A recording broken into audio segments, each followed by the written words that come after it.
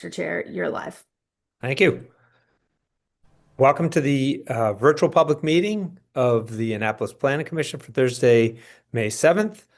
I call the meeting to order and we'll do the roll call. But first, I wanted to welcome our new recording secretary, Nikki Marquis. This is the first meeting with us. And so welcome aboard. It's wonderful to have you. So if you'd like to do the roll call, appreciate it.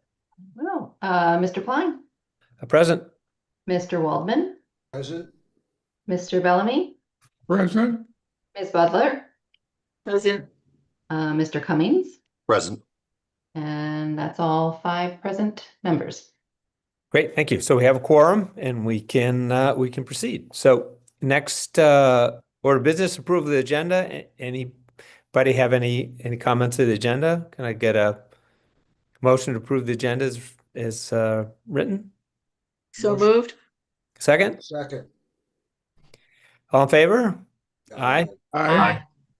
Great. Okay, next is approval of minutes. We have some catch up. So Nikki's gotten these meetings, the 2 older ones caught up for February 19th and March 12th.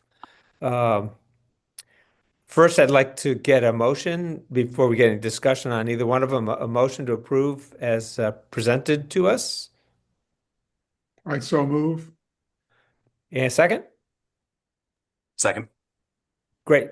So any discussion on these minutes as written? Okay, great. Well, all in favor as written, say aye. Aye. Aye. Any abstentions or nays? Okay, great. Thank you, Nikki.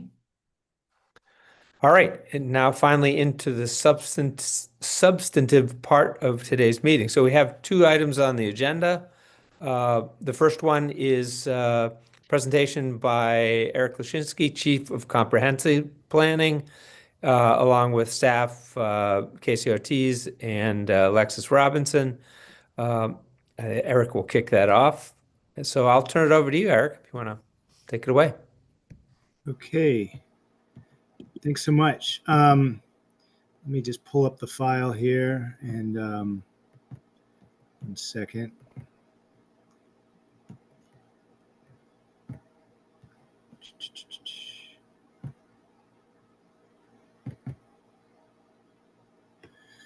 It is loading. Good to be with you all as usual. So what we're going to share tonight as I'm pulling this thing up, share my screen now. The latest, really, this is the final presentation of recommendations that we've been putting together for phase 2 of our Zoning Unlocked initiative. And I'm going to stop talking so I can apparently can't do 2 things at once here. All right. Here we go. Can you all see my screen? Yep. Okay, great.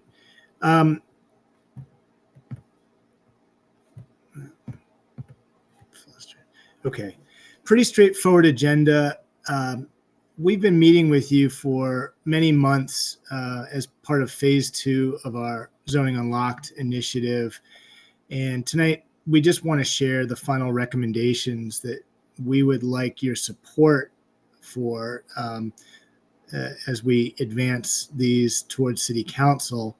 Of course, there's time for questions and discussion as we go through, but it's a fairly brief presentation. We just tried to summarize the outcome of all of our analysis and feedback that we've gotten this far. And so just as a reminder, phase 2 includes 2 elements: open space zoning and zoning consolidation, which means essentially the elimination of certain zoning districts to reduce the overall size of our zoning map and make it more clear. Phase 1 was completed and we'll be moving into phase 3 and phase 4 soon. Phase 3 is actually technically underway, and look forward to sharing some of that with you probably later in the fall, early fall. Okay. Just as a reminder, the aspects of this phase of our Zoning Unlocked initiative are similar to all of the other phases where we kick off the process. We have a series of planning commission meetings, get feedback. We open up that discussion to a broader community, neighborhood associations, HOAs, broader public workshops, consolidate what we've heard into recommendations. And then ultimately, we would like to share those with City Council. And then City Council really has to determine whether to take action on these recommendations or whether they just stay as recommendations. So can I ask a quick process Sure. question on this? Sure. So so to come out of today's presentation, I think ideally we'd like to at least explicitly indicate what, our support or, whatever we decide, but we won't need anything written per se. And we won't really need to respond with any official recommendations until we see ordinances that come for text amendments when they get introduced. So that'll be, so we won't have to do anything official in terms of writing a recommendation out of this meeting, just more kind of giving our indication of whether we support things when they do finally come out as ordinances. Is that how you see that going, or? It's a tricky situation because on the one hand, you're absolutely right that these are going to be coming back to the Planning Commission when they are legislation, and that's when they're real. That's when there's some more consequence to them. Right now, the recommendations that we're looking to advance to City Council, we would like to be able to tell the City Council that they have the support of the Planning Commission, and I think with that in mind, it would be valuable to have a vote just to basically acknowledge that there was some consensus on these. Okay, I've been thinking a little bit about that, and so Yeah. let's go through the presentation, and we can discuss making a motion and doing something like that, and I would be happy to write a letter that we can all sign, that so you have something concrete to start the process off. Thank you. I think that would help. And there's no urgency to that, unlike the capital budget. So okay. Yeah. All right. Thanks. Thanks for clarifying that. And I should have started off by saying that is really our intent, is to have your direction in a concrete way. So the website, just want to share for folks who are watching from home, we've maintained this website for almost a year and maybe over a year, and update it frequently as we give new presentations. It's a great source of information on why we're doing Zoning Unlocked, what it's all about, and how we're breaking it out into the phases and what we've accomplished so far, and upcoming meetings. So I'm going to dive right into the recommendations, and please interrupt me along the way. I can't see you, so just try to interrupt me. I'll try to talk slowly. Open space zoning is the first topic here, and this is something, as you recall, the city code already provides for an open space zone. It's just that it's never been applied to the zoning map. We would like to change that, and we have been looking at practical ways of doing it. The basic recommendation here is that all existing parks over 2 acres are zoned as open space. All existing conservation easements over 2 acres are zoned as open space. All cemeteries, and then 2 specific properties owned by Anne Arundel County Public Schools that are currently used as parks and have agreements in place with the city of Annapolis to be operated as parks. And that's the Germantown Park, which is here on the map, if you can see my cursor, and then the Bates Athletic Complex, which is right here. And it's adjoining a city property where the Chesapeake Children's Museum has a lease, and then a county property behind the Boys and Girls Club and the Bates Heritage Complex, which is used as a park. So this is our recommendation. We have a variety of justification for this, and we're happy to answer questions about that, but we think this is the best way forward. Legislation is going to be needed. Hey, Eric, you've got a question. Oh, okay. Please, And thank Diane, you. you're on mute. Sorry about that. I realized you just said you can't see my raised hand. And Okay. but I was curious about why the 2-acre limit, because we do have some smaller park areas here in Eastport that are truly very valuable connecting pieces of property, and they're little parks that are under 2 acres. Yeah, I definitely want to answer that, and Casey and Alexis can chime in if I miss anything here. We gave it some hard thought. This was a comment that came up previously. We looked at the variety of other park sites in the city, and there's other conservation areas too. But with the park sites, many of the other parks that are much smaller are at street ends where they're technically part of the street. They're not properties separate from the streetscape. They're basically part of the right-of-way, the public right-of-way. They just happen to be at the end of the street where it meets the water, where there's usually a pipe underneath the land, and that's what they began as before they became parks, kind of a utility easement. Many of those are also in maritime zones, and we were concerned about conflicting with other potential uses that would be beneficial to the maritime districts. When I say the maritime districts, I'm meaning these light blue zones in Eastport, on both sides of Eastport, and then the downtown area around Spot Creek waterfront, and then on Back Creek towards the Bay Ridge area, you have the industrial maritime district here. And we, obviously Ellen Moyer cuts right in the middle of that. It's one of our larger parks.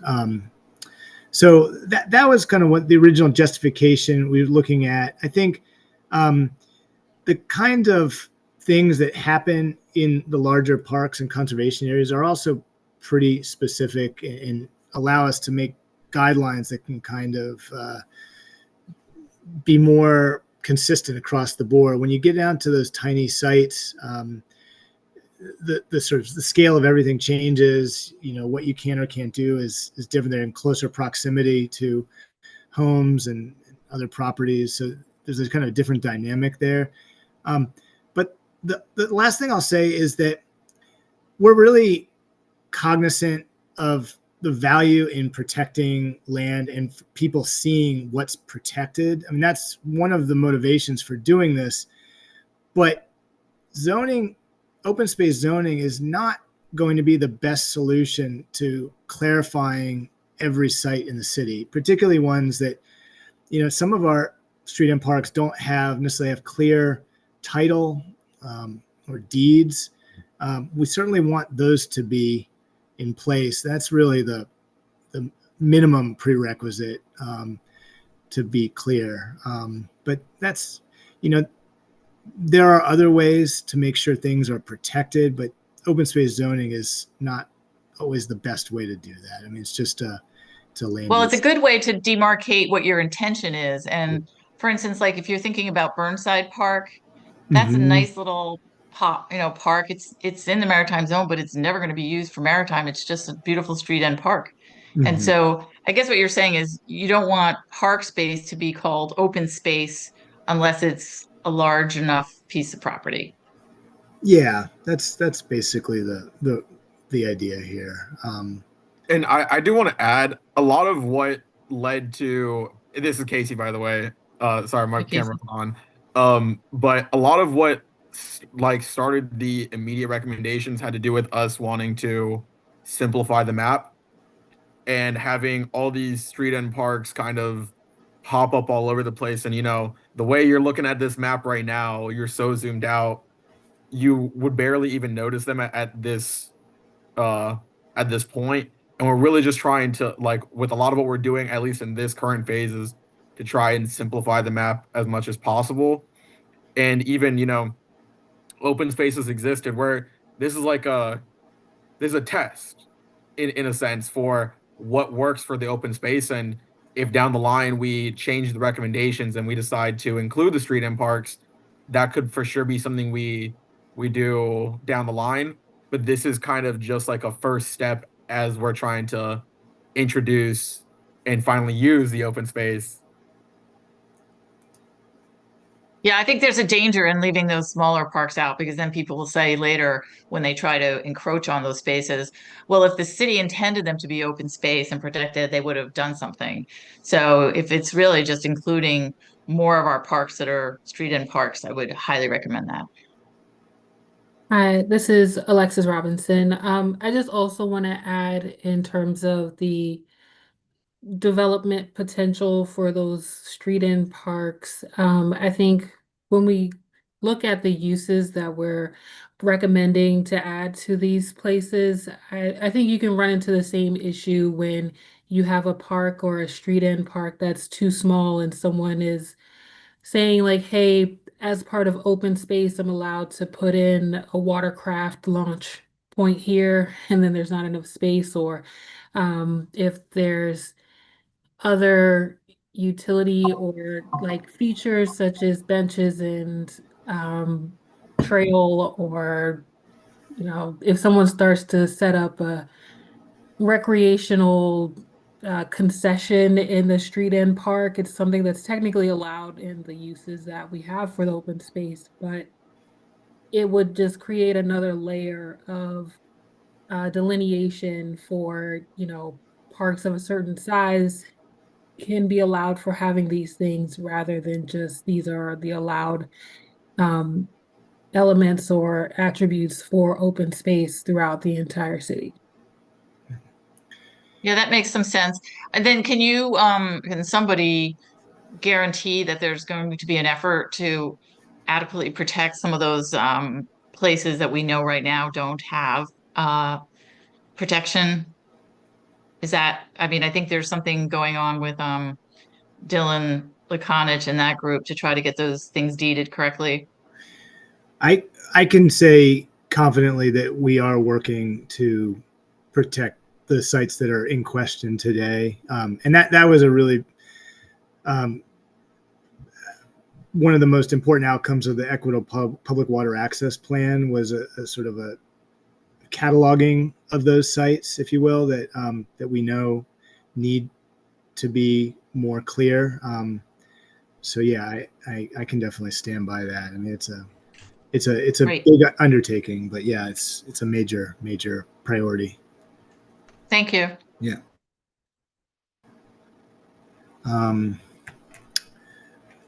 Definitely important question.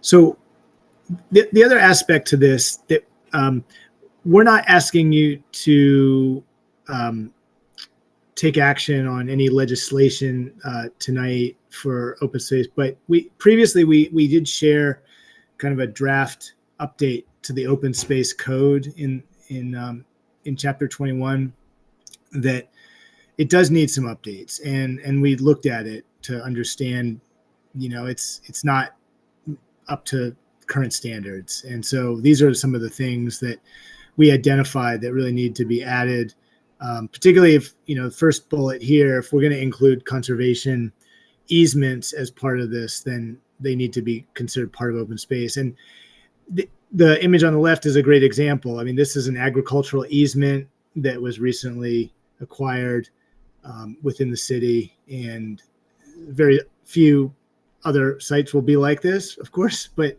in a city of our size. But it's a really important conservation easement that will be here in perpetuity, and we want to make sure that the open space zoning is thinking about sites like this. I mean, you could, there will be other sites in the future that could become an SPCA site, perhaps. I don't want to be presumptuous, but that's another amazing natural area that has kind of a unique use on it that could fit into open space. And so we're thinking about things like that. Bulk regulations, development restrictions, again, just trying to think about possible scenarios where we're trying to encourage use of sites, but not overuse or not things that will take away from the character, the quality of that space. Changes of uses, new standards for active recreation. We're trying to draw a distinction between active and passive recreation, that not all sites are going to be intended for ball fields and such. And, with cemeteries, we are going to be doing outreach to should say, as we get into this presentation, I mean, every property in the city that is going to be identified for a zoning change will be receiving a notice in the mail and with clarifying information, and will be available to answer questions. I want cemeteries in particular to understand that just because they're zoned as open space doesn't mean that their current use as burial grounds becomes less important. I mean, that's really what they're there for. So they won't be anything else, really. So any other questions about open space before I move on to the zoning consolidation section? Okay. So this is the 2/3 of the presentation here, or 3/4 of it. The zoning consolidation, as I mentioned earlier, it's really about starting to simplify the zoning map by looking at the zones that exist today that have really outlived their useful purpose. They're not really providing any kind of additional benefit to the city as far as we can understand, or to the neighborhoods where they're located. And the basic understanding here is that there's a redundancy to these zones, where other zones that currently exist that could be doing the same thing, meeting the same needs and goals. And then if we're able to remove these zones from the zoning map, we ultimately will be having a more simplified, clear, easier to understand, easier to navigate zoning map. And so I'm just going to walk through these 7 zones and what we're proposing for how they would merge with other zones, starting with these 2 zones, which we identify as edge communities, for lack of a better description. These are communities on the edge of the city. So the R1A zone, created, we believe, in the early 1980s. It's really a low density residential zoning district. The Hunt Meadow community is in the lower bottom area here. Wardour community is in the upper part of the map. And then you can see this parcel is part of that, is that conservation area that I just showed in the previous slide. There's a small piece here off of Bywater Road. And then there's a piece that kind of flanks Aris T. Allen Boulevard, the western edge of the city. And so what we're saying, starting with that one, we're proposing that become R3, which is, if you look at the map on the left, R3 would be an extension of the area just immediately east. There's existing townhouse communities there that have been successful. This property has had prior development proposals for it that would kind of extend that type of character. And so that was really the thinking. The other sites that we've identified as R1 in yellow here, namely Hunt Meadow and Wardour, those are really just a reflection of what's there today. Whereas the R1A required a minimum lots of no less than half an acre. In both of these areas, you have many lots that are less than half an acre. And It's just not kind of a realistic threshold. In Hunt Meadow in particular, you have pretty restrictive covenants in the neighborhood that already eliminate any potential for redevelopment on any of the lots. So it's really kind of a not consequential in that community. And then Wardour has a really interesting variety of parcel sizes. And we've met with both of these communities, and in Wardour the character is really coming from the meandering street network, the open space that's already there that is owned by the community. The lot sizes are completely varied and interesting in that regard. So that's kind of the thinking. And then this large area in green, much of that is the part of that conservation area that was recently acquired as part of the village at Providence Point. So that's really the thinking there. There's just a small piece in yellow right here that is a residential site. It's kind of an outlier. So I also want to add, Yeah. as a part of the Wardour community, they actually already have Oh, part yeah. of their neighborhood that's zoned R1 on Yeah. the west side of the neighborhood. So, Right. when Eric met with the HOA community, they were surprised to learn that as well. So we Yeah. really haven't gotten much pushback from either of these communities about what we're proposing. Yeah. Just out of curiosity, this is Alex, just out of curiosity, the line between the R1 and the R1A in Wardour, do you know what that is? That's not Shiley Street, that's something I think it's farther out Claude. now? I think it's Claude Street. Sorry, Claude. Yeah, and the sort of appendage of Wardour that Casey just mentioned is right here. If you can see my cursor, it's Scott Street, I think, or Scott Drive. Yeah. Kind of comes down along Weems Creek, and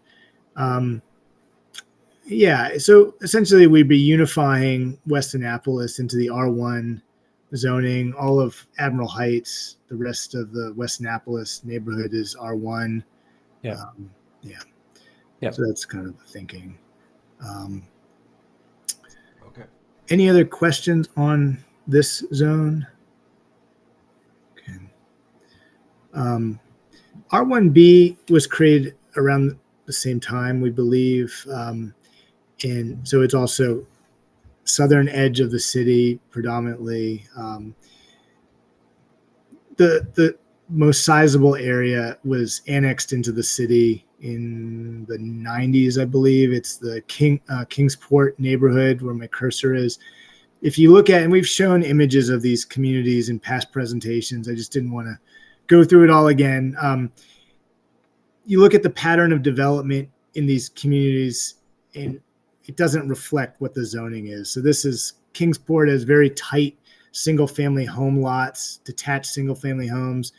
It really looks like other neighbors in the city that are zoned as R2, which is single-family detached homes on lots that have to be a minimum size of 5,400 square feet.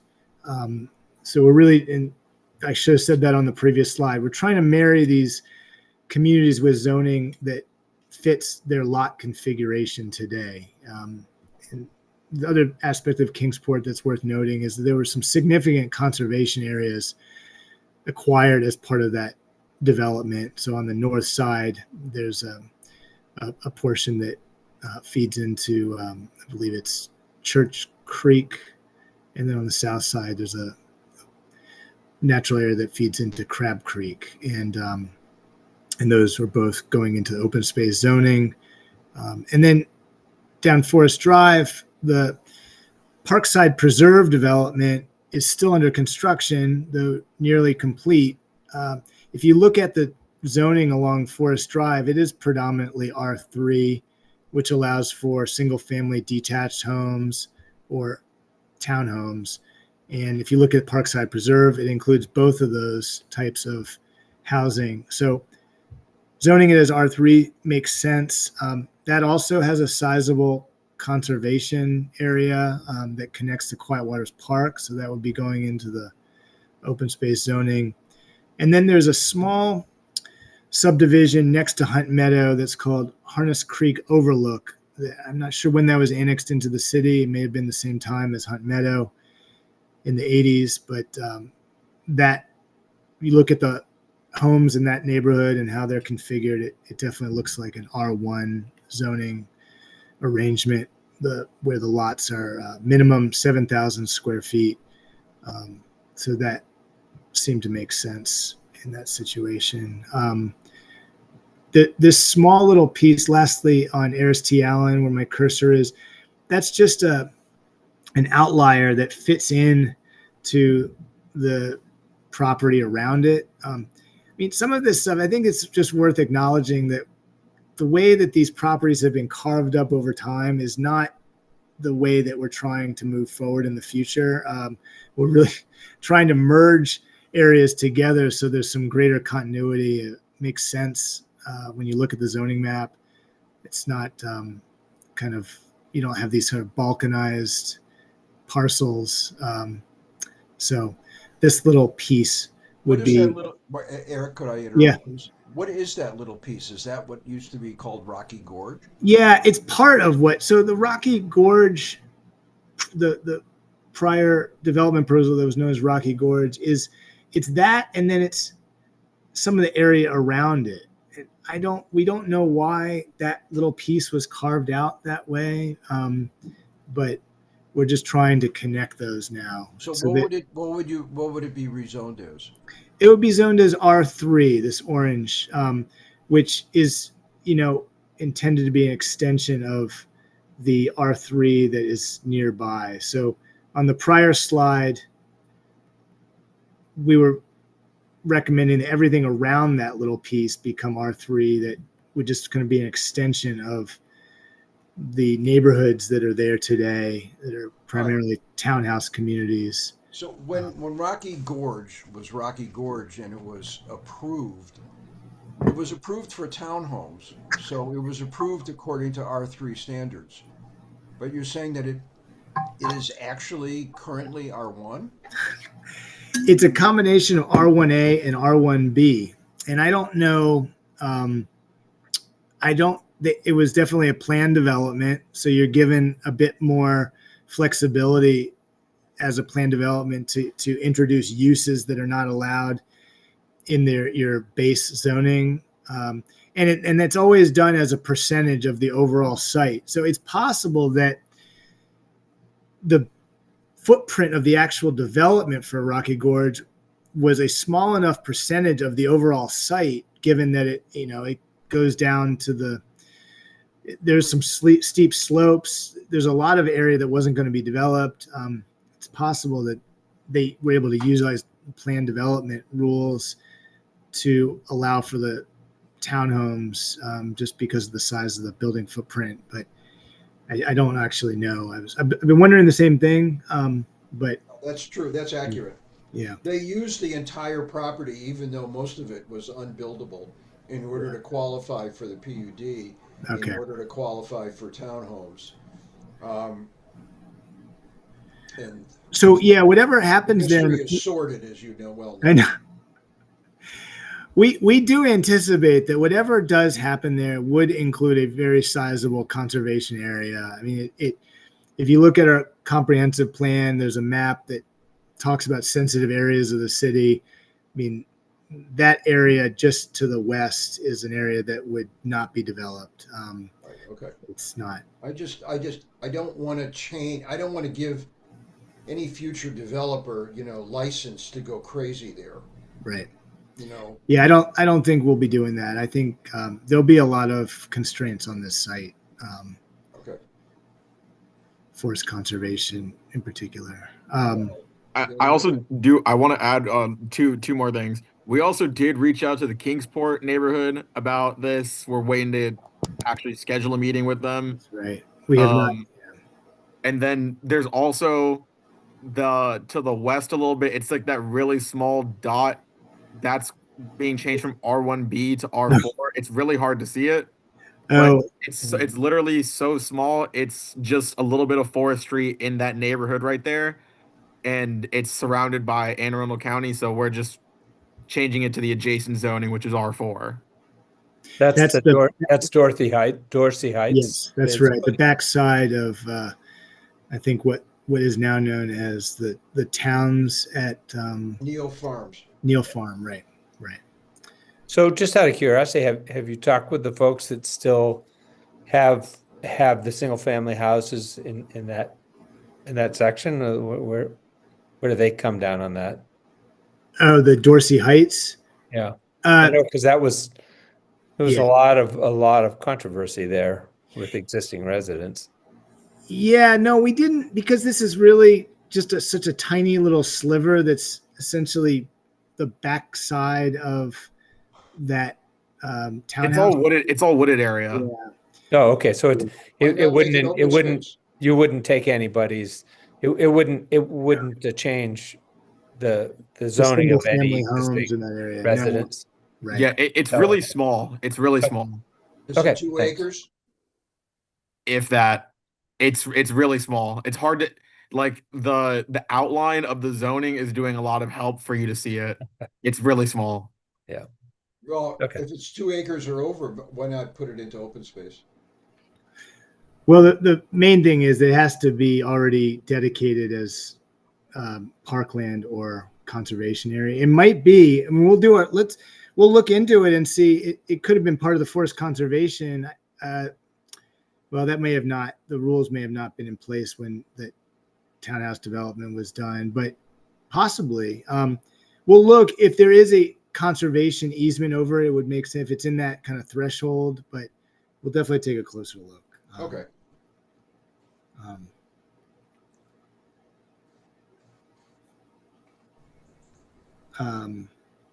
Okay. So, assuming there are no other questions with that, we're going to move into the urban realm of the city, West Street. And I'm going to start with this. I want to just share that with all of the sites that we're going to talk about now, they all really try to extend the impact of the MX zoning, this bright green corridor on Inner West Street that was created in the early 2000s and has been very successful in revitalizing this corridor, bringing in a variety of new uses, extending the vitality of the downtown area, preserving important buildings as well. Even though it's the only zoning in the city that's called mixed use, MX stands for mixed use. I mean, there are other mixed use developments in the city. It's just, this is the only zoning that really addresses the foundational goals of MX zoning, mixed use zoning, which is combining compatible uses with each other. So there's a synergy there. We have one small area of the city that's zoned as R3R. This is a similar, we were just talking about the R3 zone, which includes, allows for townhomes and single family detached homes.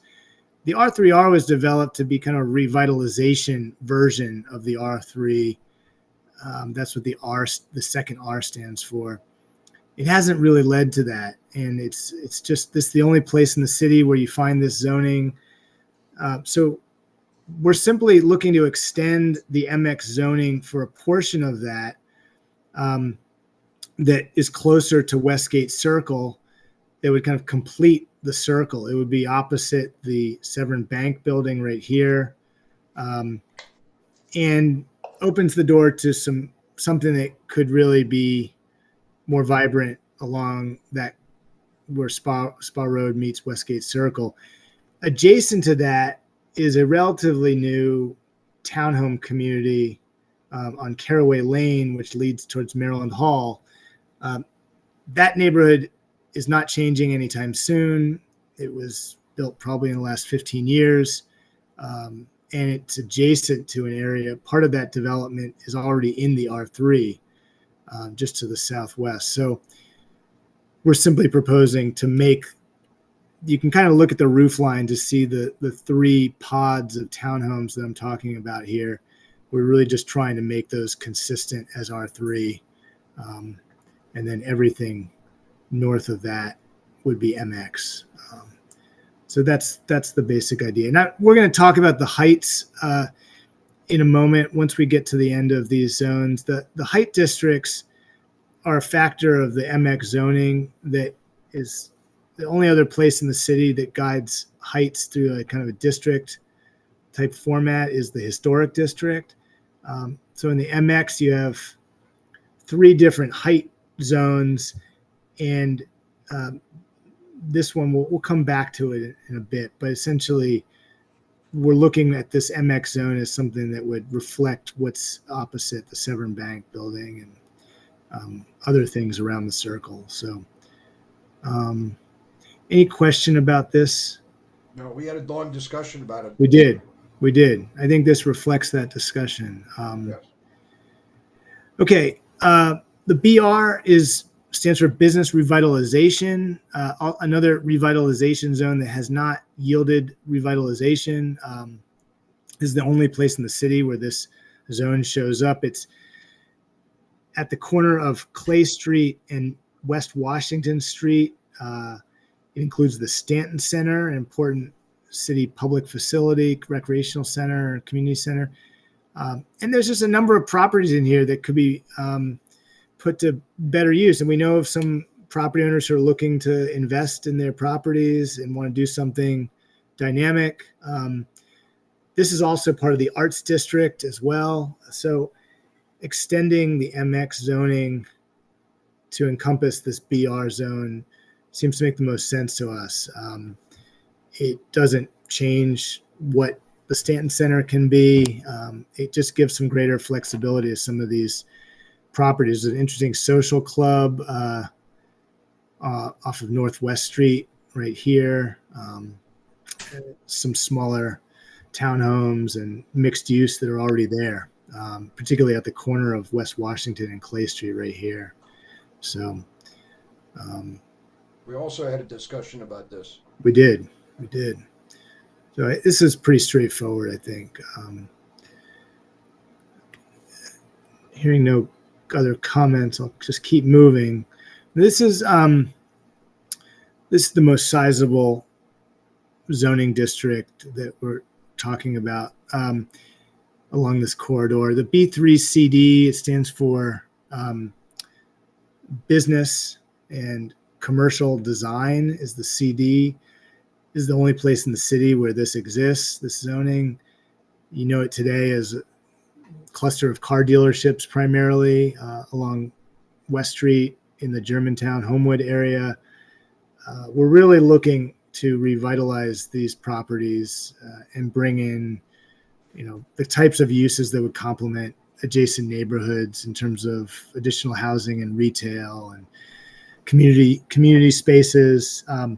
We think the MX zoning is best situated to do that. Of course, this is a huge site, and any development that will happen here is going to be finely managed through a plan development process. So the zoning really just gives some flexibility to what can happen there. But, how the scale and density of buildings and the open spaces through connections, how all of that works is going to be worked out, as this becomes a real project. I mean, there's no actually project here today. As far as we know, these car dealerships aren't going anywhere. But this starts the process of thinking about what could be here that would better address the comprehensive plan goals, and it's going to have to respond to the surrounding neighborhoods. We know that. You have 2-story houses on Smithville Street on the south and the Bates Heritage Center right here. And on the north, you have more 2 to 3-story homes and businesses in buildings that used to be homes, and kind of a mix of commercial space. So, Mr. Lynchowski. Yeah. What was there prior to what's there now? That's a great question. Probably farm. I don't know. Prior to the dealerships, this was part of that big annexation in the 50s, which really coincided with the growth, the expansion of our corridors for car travel, and so I would bet that these types of developments were probably the first type of urban development on this location. Thank you. Yeah, as far back as I can tell, the 1990s is what I can search back to. That's been there, and yeah, I'm with I think a lot of other people in saying that that's a very inefficient use of prime real estate for the city. So love the idea of redeveloping this area, or at least zoning it so that at some point in the future it can be redeveloped in a more efficient manner. Yeah, it's funny. I think I mentioned this on a previous meeting, but one of these car dealerships was actually like the primary toy store for the city at one time. So it actually did fulfill more of like a neighborhood retail use, but it was essentially the same building. Yeah, a long time ago. Eric, how many square miles is the city of Annapolis? About 8 square miles. 8 by 8? Yeah. Okay, thanks. I just looking off, so I just wondered how big it was. It's tiny. Most people are amazed when they hear that. Yeah, that's small. Yeah. We have a pretty tight city boundary, and then the actual address, the zip code, Annapolis addresses go beyond that, but the city limits are 8 square miles. Yeah, thanks. Sure. Well, hearing no other questions, I'll go ahead and talk about the height districts. So on the left is the map of existing height districts. And it's important to note that this is not the full extent of the current MX zoning. It runs up against the historic district to the east. And so some of the MX zoning is in the historic district, which has its own height district guidance. And so these height districts happen outside of the historic district. And you can see the light blue signifies buildings that can go up to 65 feet. Not many of them are up to that. The Park Place development is right here. It has some portions that get up to that height, but other portions that do not. The royal blue is a height district getting up to 46 feet. So some of these townhouse developments are in that height district. And then the green buildings get up to 36 feet. And you can see they kind of fill in. Some of these are historic buildings that, so by design, there was an intention to keep them at those heights. What we're saying on the right is that B3CD parcel, we're putting that in the same category as the Park Place up to 65 feet. And in the thinking being that there are portions of that site that where it would probably make sense for it to get to that height, but there are many other areas that it won't make sense, particularly along the frontages of West Street and Smithville, where any development there will have to transition to lower heights as it gets closer to the adjacent neighborhoods. That's just a fundamental aspect to the plan development process. The other portion of that B3CD is where Ceremony Coffee is, and the big screen store, I believe it's called, at the corner of Russell and West Street. We're putting that in the height district 2 up to 46 feet. That's closer to, it just backs up a little bit closer to other residences, or there's less potential to transition. If it was at the highest height district, you wouldn't really be able to step down as you got closer to the neighboring homes to the same way you can on the larger site. Yeah. Can I interject here a little bit? Absolutely. So I'm not convinced that the highest height district for that that parcel makes sense. Even, even if it were stepped back, I still find the 65-foot height limit in that area just to be incongruous with everything around it. It just seems, even if it were stepped back and that kind of thing through a planned development, if you stepped back from it and, looked at the sort of skyline from coming in West Street, I think 65 feet there would just stick out like an island, in the way that we're presented with Parole Town Center, which, sort of looks weird. It's sort of a mini version of when you're coming in on Route 50, you see this just sort of out of scale stuff at Parole Town Center that grew up out of, something that was basically one story. Yeah. So that's what kind of worries me. And, I think for, at least the first iteration of anything to happen there, I would be much more comfortable with the middle height district. And then as, I'm looking, 50 years down the road here, as that gets redeveloped and then subsequently maybe more intensifies after that initial round of redevelopment, once we know sort of what's happening elsewhere, it might make sense. But to me, that just seems like too big a jump in intensity off the bat. And frankly, I think you're going to get a lot of pushback on that. So Yes, I agree. I think that running 65 feet right up against Smithville is bound to sort of, ruin life for anybody on Smithville. well, I mean, even if it's stepped, so say the whole thing was Yeah, a but planned then, but development. this height district, these height maximums, the developer is going to look at that and say, my height maximum is, what the hell, man? Yeah. And it's hard, while we do have some leeway to sort of guide the design and plan developments, it basically just sets it up for a fight that's going to Right. be not good for anybody. So what about more carefully delineating the height districts in the big parcel we're talking about, the car dealers?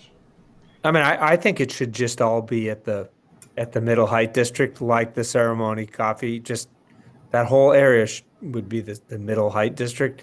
And so that might mean it's, 45 feet in the middle and 35 feet on the edges that then is now two and a half story that steps down well with the, with the surrounding neighborhood. And if it comes in with a PUD, then you can always say, yes, in the middle, we can go up to 65 feet. Well, I don't think I'm just against 65 feet being there anywhere. Yeah. I just don't. I think it's just too big a jump. I Too think fast. it's a little early, isn't it, Mr. Klein? I mean, we Well, haven't seen anything. It not doesn't gonna matter. see I anything just for years. conceptually, I think it's, even if we just sort of imagine what could be there, I think if in the middle, if it were 65 feet, it would look like a Parole Town Center, and we know people hate that. So I'm, kind of responding to, where I think the people in Annapolis are, is that that's just too high, too intense. Is 65 feet 5 stories? Yeah, it's typically going to be 6 4 to 6, cool. depending on residential versus commercial. But Eric, can you give us examples of other buildings' height that might be along this area that are the taller end, just so that we're talking 1 or 2 stories taller than pretty much what's available currently? Are we? That's the point. There isn't anything. It's all 2-story old houses. Well, there's the hotel that's in the middle of West Street. That is about 4 or 5 stories and has that 65-foot height limit. Are you talking about Graduate? The Hotel? Graduate. Yeah. So yeah, we have the Graduate. We have the newer townhouses that are right there near Spa Circle. How tall are they? Those are 4 stories. Yeah. Yeah, but they also have like a rooftop type thing. I'm just curious. Do you know the So height? those are going to be they're in that 46-foot threshold. So they wouldn't exceed that. Some of them are in the 65. like at Westgate. Yeah, so that's why I guess what I'm seeing here is when I look at the Graduate, it doesn't stand out to me. Oh, you're right, Casey. Yeah. Like it's the Graduate isn't, what it doesn't stand out as objectionably tall to me. The townhouses that are there at Spa Circle don't stand out as objectionably tall to me. But those are quite, frankly, they're quite a bit. Once you get inside the circle, you're really in, you're in the urban area. On the other side of the circle, not so much. I just think it's too much too fast. That's all. I do want to add a point to what Bob said earlier, why it's like the whole thing is just 65 feet. The current convention for the height districts in MX is that the entire parcel goes into one height district. We can break that convention if that's what you guys would like us to do. We decided to go with what's existing for the MX and decided to put each parcel into 65. But if you guys want us to step down, like delineate steps, we can do that as well. Well, I don't want to see that whole car dealership area. I don't want to see any 65 there. That's where I am.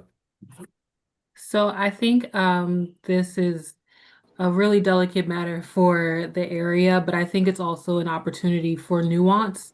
The 65 completely across the board is very abrupt and very out of place for this area, but it does allow for an opportunity to get something new, get some negotiation with a developer who may be looking to put something that is not typical for the area, but can also add some amenities to the community. A part of our recommendations is absolutely not to have that maximum height district next to West Street or next to Smithville because of the impact to those adjacent properties.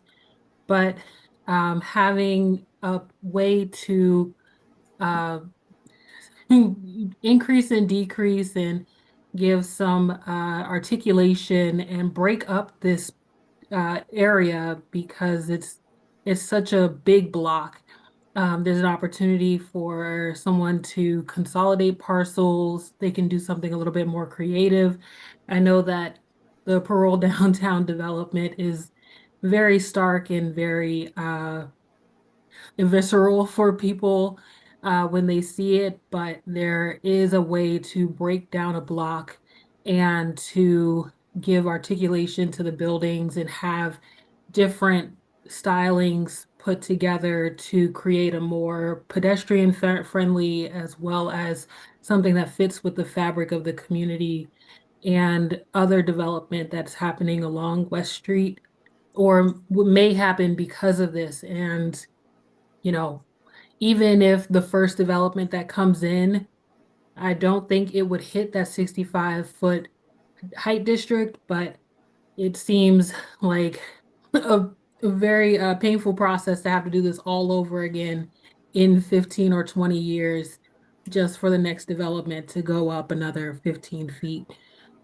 I don't know. I mean, I'm sorry. I understand Hey, Alex. what you guys are all saying. I just don't agree with it. Okay. And The wild card here. Sorry to interrupt. so anyway, I'll just say that I can't support that. And so, but I'm one of 7 I'm just telling you that's where I am. And when this eventually comes down, I'm going to stick with that. When it comes down to an ordinance, I'm not, I just. So I'm asking, Ms. Robinson, what's your bottom line? What are you proposing? So I'll say from my perspective, at least, having this maximum here allows for a little bit more flexibility for potential development in the area, but not necessarily gives a free card to any development to hit that maximum height the height district. So people could come in with a new development that is higher than what is there currently, but I think there should be guardrails in place for any development that does want the maximum height to have the maximum benefit for the community. I don't know. I think if you go, if you allow 65 feet, somebody's going to come in with the whole thing 65 feet, and then you're going to have to slowly sort of knock them back. And, because those are going to be expensive parcels to build. And so anybody who buys them is going to want to maximize to the largest extent of the law. And we're going to, and, this might be, none of you guys might be here when that happens. And none of us may be here. But the next group might just say like, whatever, let them do it. And Okay. then there we are. If So- I could, All right, I'm sorry, move I'll this stop. along a little bit. Ms. Robinson said something very interesting about negotiating. And it occurred to me that if you allow the maximum and then try to negotiate down, you don't have a lot of leverage. But if you do propose the middle height district, for instance, but it comes in as a planned unit development, you do have the flexibility then to negotiate up, for them to give in order to get. And so I think that there's some wisdom to putting it into the middle category, because you can later negotiate. It'll be much harder to take away than it will be to negotiate and get things in return. How's that sound? Yeah, I like that. That sounds good to me, Bob. I think that would be preferable way to go, in my opinion. the other aspect to this, I should have mentioned earlier, that the Planning Commission, I hate introducing this idea. Don't kill me, Casey and Alexis, but you could punt on this because we are working, the phase 3 of our Zoning Unlocked initiative is looking at form-based standards for the MX areas of the essentially our commercial corridors. And we have a consultant working with us on this. What we're hoping to have sometime in the fall are some guidelines that would help us understand how the look of redevelopment on various mixed use sites could be defined better in the city code, so that it's not just about a maximum height, but it actually, we start to sort of sculpt these parcels to provide the guidelines that say, well, within 30, 40 feet of a single family home, you can be at this height and you can kind of step back. So we probably will have some more definition that would allow us to sort of, not be so monolithic about it. But I certainly defer to your thinking on this at the present, and you should just give us your position. We can always come back, but I also want to add on like two more quick things. A lot of our thinking into like the 65 is that, as all of you know, you've been on the Planning Commission a long time. You've seen developments. Development does not happen quickly in Annapolis. After speaking with, a lot of the standards that we came up, or a lot of the thinking of for the immediate recommendations came from speaking internally with a lot of the staff. And when we spoke with the current planning team, they informed us that there's a long lease in this area. And even if it does get rezoned to MX, that, the lease could not turn over potentially for another 30, 40 years. And they're all broken up into, it makes it look very straightforward that there's one lot here where the B3CD is, where the Toyotas are, but there's about 7 or 8 of them that run front to back the entire way. And, maybe a lot of what we're feeling is uncomfortable now could be different in 30 years. And, building off of what Eric mentioned with, this corridor across the street is where that, what is it, Mason's Towing is. That's within the PM district. And a lot of the PM across the street is at some point going to be in a part of the mixed use form-based zoning that we're talking about. And, those could end up being within 40 and it could make 65 seem, or if it could make 46 seem underwhelming at that point, because there's such a buffer in between the residential, the mixed, and this higher. What's difficult is that we don't have form-based zoning in our pocket. Yeah. What we have in front of us is this. Mhm.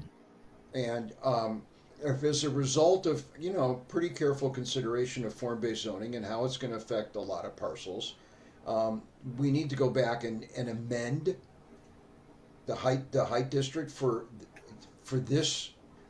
Oh, first question. Can you put in height districts on one zone? I mean, on one parcel? How can you put different height districts in on that parcel, for instance? Well, I think like what Casey was saying is that there's been a precedent where we don't break up parcels. Yeah, so current what they did in the past when they first made the zoning district, it's easier to understand it if you look at the map on the left.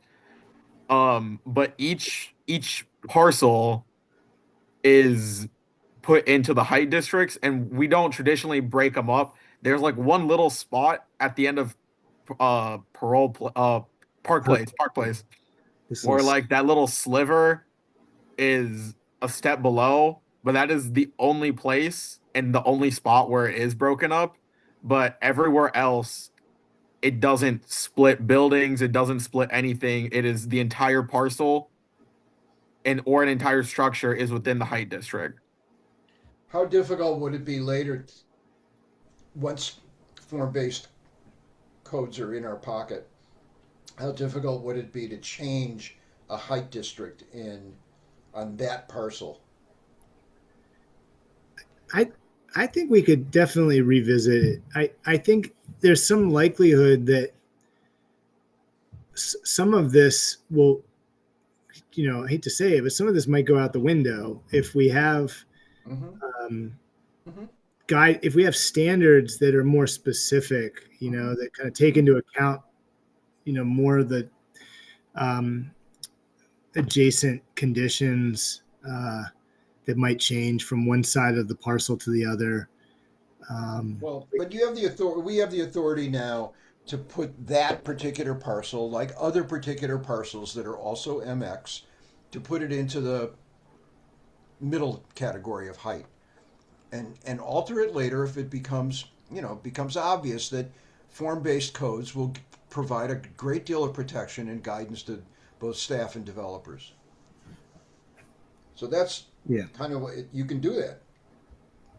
Yep. And that kind of solves our problem right now. Well, the BC 3D district is made up of about 5 or 6 different parcels. So if we did it on a parcel by parcel basis, they would have to be decided on individually. No. I don't mean parcel by parcel. I mean, I don't know. How do you describe that? The car dealer block. And it's made up of different parcels. I get it. Move the whole thing into the middle category. Yeah, I think it's not, it won't be a problem to revisit this there's some likelihood that legislation wouldn't even happen until we wrap up the form-based zoning scope for the phase 3 of zoning unlocked. So, there may be a way to incorporate that and revisit this. So I think, you all can offer that, if there's consensus on that for now, that's fine, and we can revisit it. I'm comfortable with that. So that's something we can talk about at the end if we want to make that recommendation. I'm certainly going to make that motion, but we'll see if anybody else signs up. Okay. Well, the other ones are less exciting. The R3 zone along Spa that we talked about is kind of this long, slender, the portion that includes existing townhomes would be in that. Well, actually, all of it would be in that 46-foot zone. This is the spot my cursor is hovering over right here. I think we beat that one to death already. We did, and And then in the BR, that also is in that kind of 46-foot range. And that's adjacent. That's a tricky one. I mean, it's adjacent to some larger buildings like the garage, and there's an office building, in Arundel County office building, or maybe it's a state building right here on Calvert Street. So, we think that, given the sort of opportunity for something kind of dynamic right there, that's the scale it should be at. Stanton Center is looking to expand, and it's rooftop and such. So there's also on the south corner of Clay and West Washington, we're proposing that one for MX. It's really small to see. Oh yeah, the south corner of West Washington and Clay, we're proposing for MX3. It's just houses. That's right. That's right. That was an important. Thanks for reminding us. They're connected. They all look the same. The rest of the buildings are R4R, but yeah. That's an important consideration. Yeah, these are relatively new workforce housing townhomes right here, and then opposite that is an existing mixed-use building that's looking to be redeveloped, as well as across the street right here. So that's the thinking with that.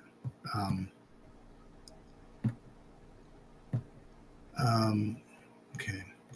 Well, let me. We're almost done here. This is so. Lastly, downtown C2P and C1A. C1A is that residential zone on the left that encompasses quite a lot of residential area in the downtown. It's not as significant as the C1, which is essentially every other residential area in the downtown. This kind of light, very transparent light pink is the C1. C1A is extremely restrictive. It was created in the 90s, early 90s, to essentially prevent more small dwelling units. That was an explicit goal. It wanted to consolidate larger buildings into single family home ownership as a way of restoring the character of the historic district. I think we've come there in large part, maybe because of this, and now we've kind of come so far in that direction. We have this housing affordability crisis. The downtown area is one of the places where there are numerous opportunities to add housing units in underutilized buildings, and so we think that merging the C1A with the C1 is the first step to doing that. The C1 it's a little bit more permissive in terms of allowing multifamily housing. We have to do other changes to the zoning allowances in the C1. And we've talked to you in past presentations about that lowering the minimum lot size to allow for multiple units and so forth. We're not asking you to take a position on that tonight. We're in the middle of doing some analysis to kind of understand how many units we could possibly yield if we lowered that minimum lot size. It's currently at 1,800 square feet, which is like the size of a suburban house. And there's a lot of lots in the downtown area that probably are not even 1,800 square feet on their own. So really tonight, we're just simply asking for the support to merge the C1A with the C1, create kind of a unified residential area for the downtown. The historic district encompasses all of this, and that guides the exterior of all of these buildings. It sort of supersedes the zoning when it comes to the exterior look of any of these buildings. So that's going to be dictating the outcome on a lot of these projects, all of these projects. Is it safe to say that this consolidation, the major thing immediately for it is that it sort of legalizes a lot of stuff that's already there. Yeah, That would be the primary technically, effect right now. yeah. So there are some properties that would be conforming that are multifamily today, but there are many that where the unit size doesn't conform. You know, they might have 4 units or 5 units in the building, but on a lot that, you know, if you divide that lot, it might be a 3,000 square foot lot or a 2,000 square foot lot. You divide that by 1,800 square feet, you can only fit 1 unit in there. It may have 4 units. So that lot size is really a key factor in allowing a lot of these buildings to be completely conforming. But the ones that have multifamily, at least they'll be somewhat conforming. But so it's kind of a 2-step process. But we'll be coming back to you with, when we've kind of have this analysis, we'll be sort of sharing that and with the HPC as well, I think, just for good faith. But you know, it seems we talk to our colleagues and who do historic preservation in the planning and zoning department, and they're very supportive of this. So HPC was supportive as well. Okay, thanks. Yeah, sure.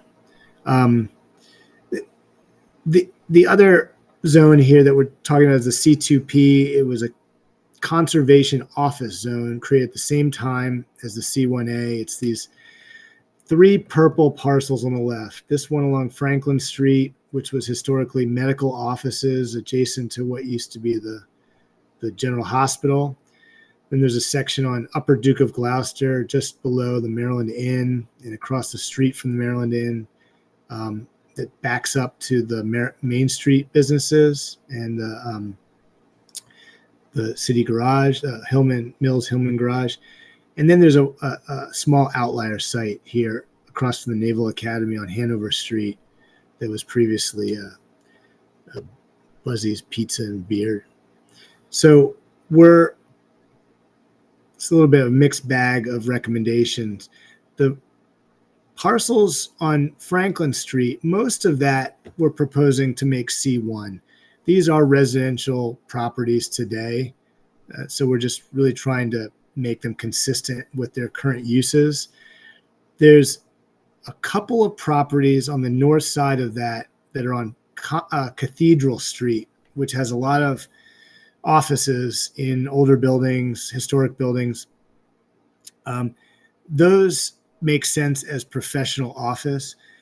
Eventually, we're probably going to be eliminating the professional office zoning and making that mixed use. But for now, making those couple of properties on this northern edge of this block professional office P makes the most sense.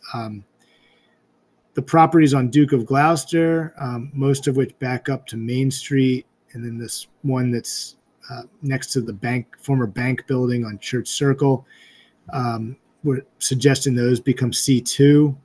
It would give them a great amount of flexibility. There's a number of vacant properties on this corridor that just, with the office market being what it is, they just don't have the flexibility to become other things. There's a couple of social clubs on this stretch, historically social clubs that are vacant. And then lastly, that parcel near the Naval Academy, we're suggesting that becomes C2, only because you have an opportunity. This is currently a 1-story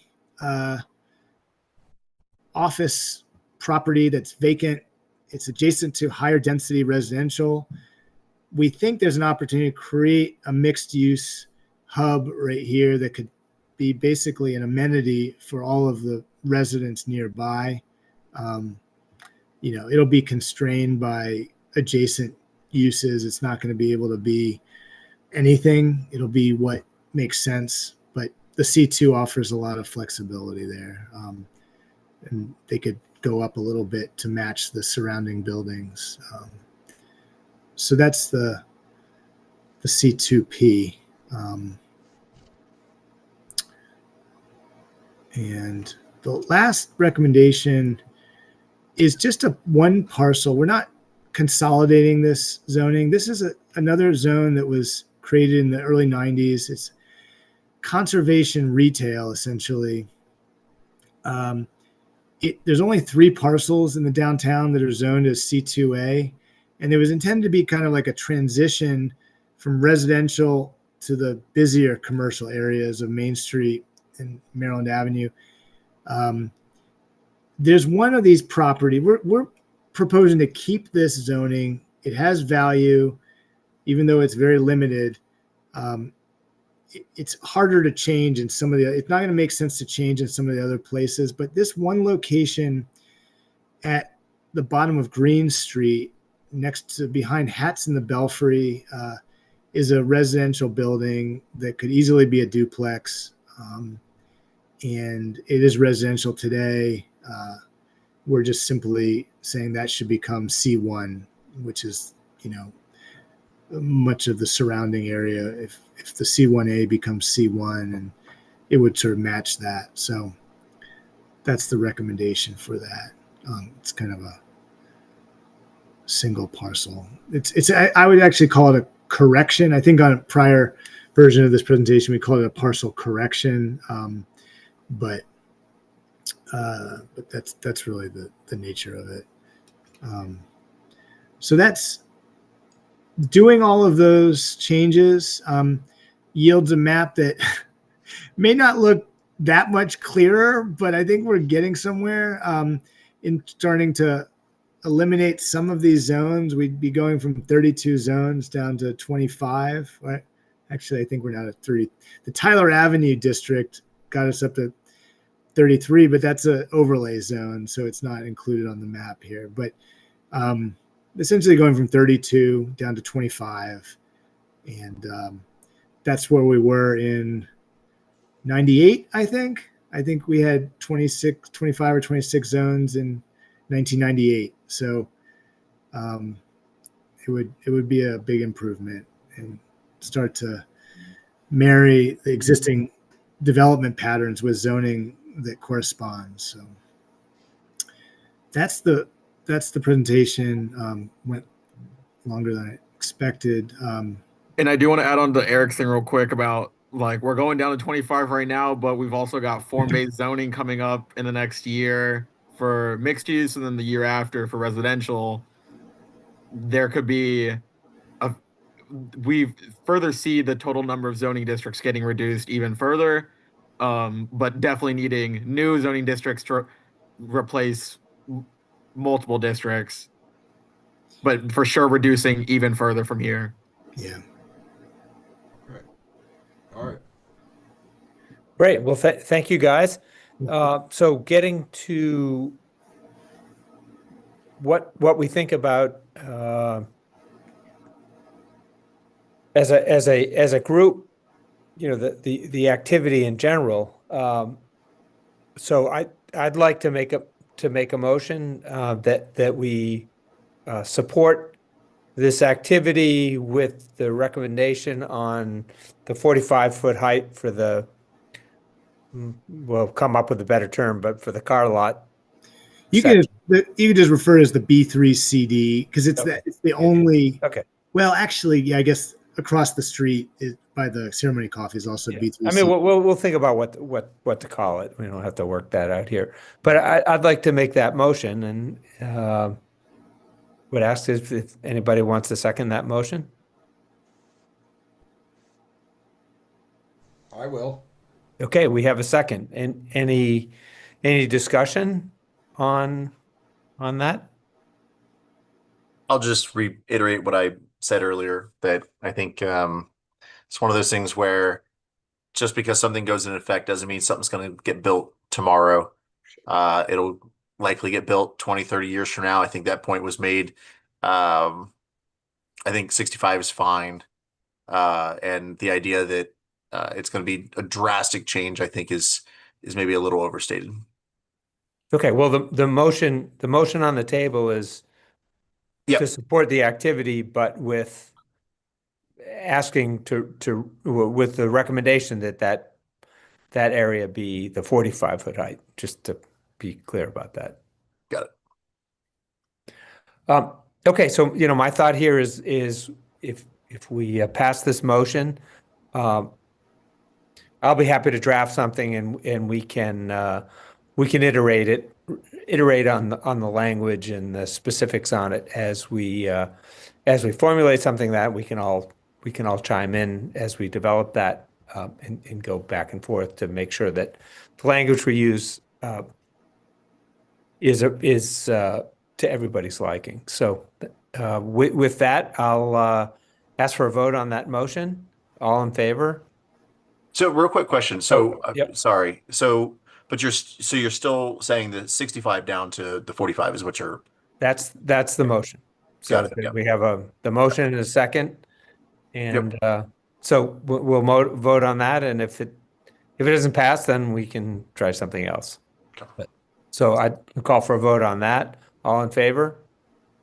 Aye. Aye. Any nays? Nay. Nay. Any abstentions? So I think it carries 4-1. Is that? Yeah. Okay. Well, I'll start drafting that, and we will we'll iterate on that. And do you have, Eric? Do you have a time frame that you sort of would need something signed by us to get rolling with? Ideally by the beginning of June. I think that's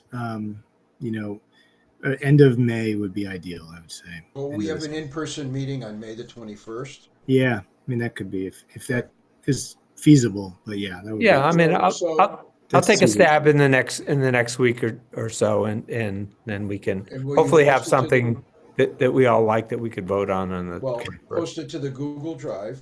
Yeah, of course. We don't make edits, we make comments. Okay, and then you try to pull it all together before the 21st. Yep. Or you leave it to me because you'll be.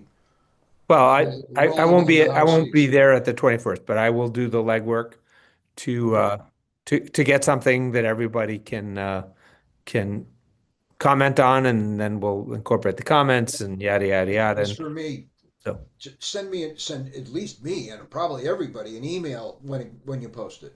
of course, yeah. Thank you. Hey there, Okay, real quick. great. It's Casey on again. I will say also we really do appreciate you guys do it like attaching motion for us. I think back to like just a few steps back about where we're going from here, about like what we're doing next. We've been drafting a draft recommendations plan for the past month. So hopefully your guys' recommendations might not be reflected in the first draft that we're doing that is going out for public review over the next 2 or 3 months, but it's definitely something that, as we move through the drafting process will be reflected and, will lead to updated recommendations. That being said, we're scheduling a virtual webinar in the month of June that you're all free to attend. And June 10th, I believe is, yeah. Yeah. And we're going to be, hopefully, when we do issue the draft, you're all able to help us get some of the word out. And especially if each of you wants to give feedback on what we've written, honestly, we really appreciate it. It's a 40-page plan. And it's taken us a long time to get to this point. Yeah. Yeah. Well, it's certainly. I will. I can't speak for anybody else, but I'll certainly comment on it. Thanks. Yeah. When you hear 40 pages, don't be alarmed. A lot of it is maps. But we really felt, we're changing the zoning map is not a small request from people, who live here and are elected officials. And so we really wanted to explain the justification for these recommendations and just be able to fall back on that, so nobody says, oh, this is like a hasty decision.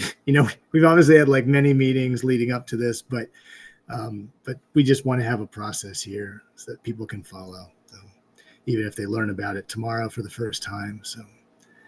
And we're also going to be sending out thousands of notifications if you have a neighbor or if you have a neighbor that like ends up wondering what's going on, if you can point them to our resources, or if you all even can act as people to help other people understand what's going on with the project. You guys have been given plenty of presentations, so hopefully you can help help people understand what we're talking about here.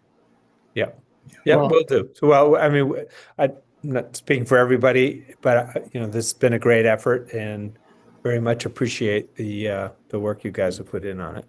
Yeah, appreciate all your hard work. you. I have a historical question. What was the impetus for the explosion of zones in the 1980s or 90s, whenever it occurred?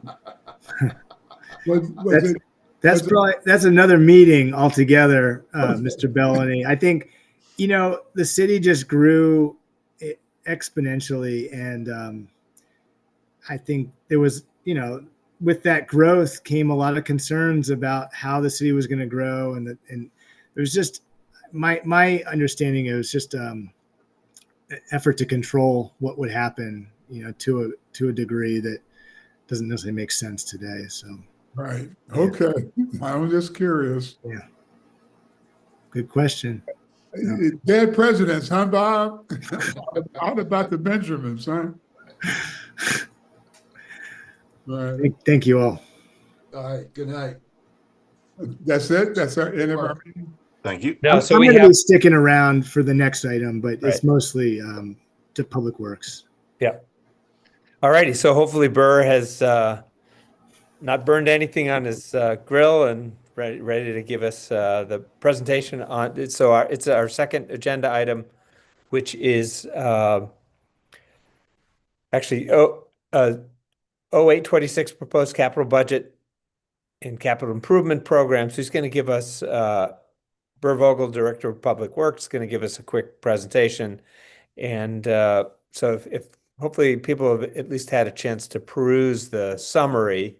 And I know maybe many people have gone through and looked at some of the details of things they're particularly interested in, but we'll get an overview of that from Burr, and we can ask questions. And one of the things that has been asked of us is that we would come to some deliberations on whether we support or don't support this and vote on that tonight, because time is unfortunately of the essence to get this moving, and I don't want us to be a bottleneck on this. So let's listen to that, ask some questions, and we can formulate any comments or recommendations, and we can have a vote on that. But let's listen to that first. So take it away, Burr.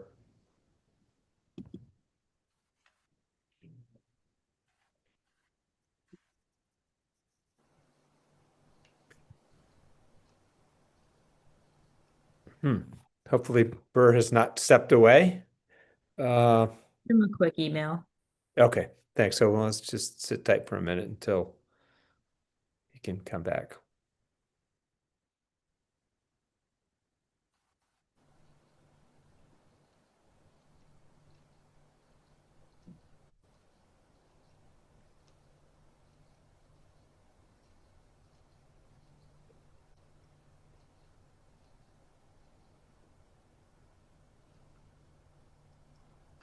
$350,000 for bathrooms.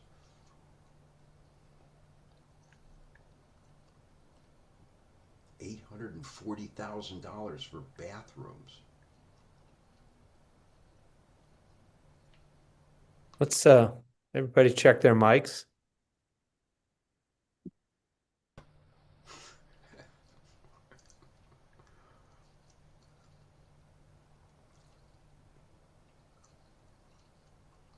$1 million for Howard Dignan Alley.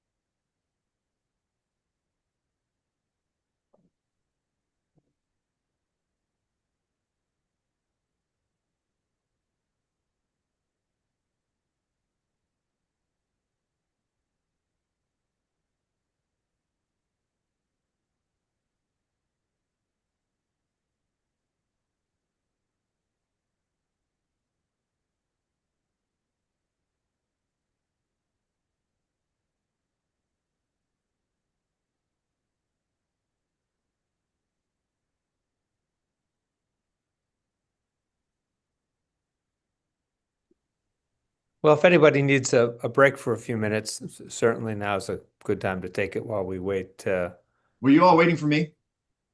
We were, yes. Oh. Yep. You Yeah, ready? take a break. Well, if you're ready, we're ready for you. All right, give me 1 sec.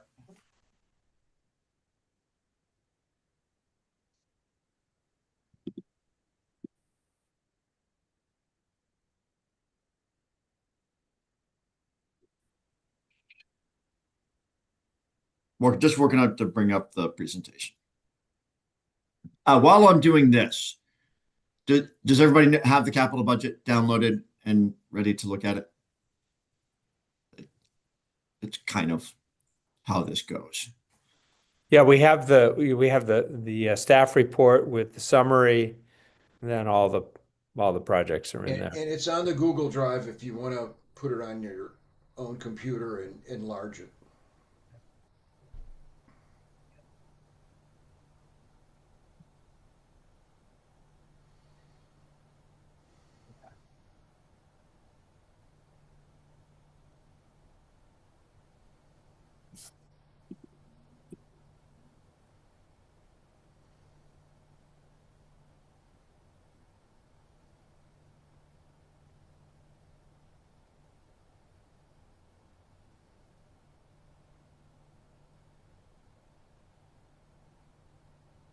No, wrong one. How about that?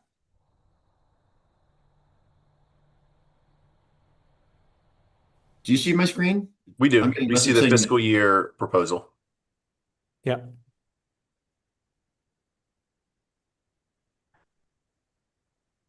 my screen should say new projects. No, we're on the Merryman Reach stream restoration is what it's showing. Right. No, you're in the PDF. Okay, this is stop. Let me try again. Start. Share. There we go. Yep. All right. Yep. Good. Okay. We're a couple slides in. But the first few that I showed to council were sort of just summaries. So right here, several new projects. Many of them are not public works.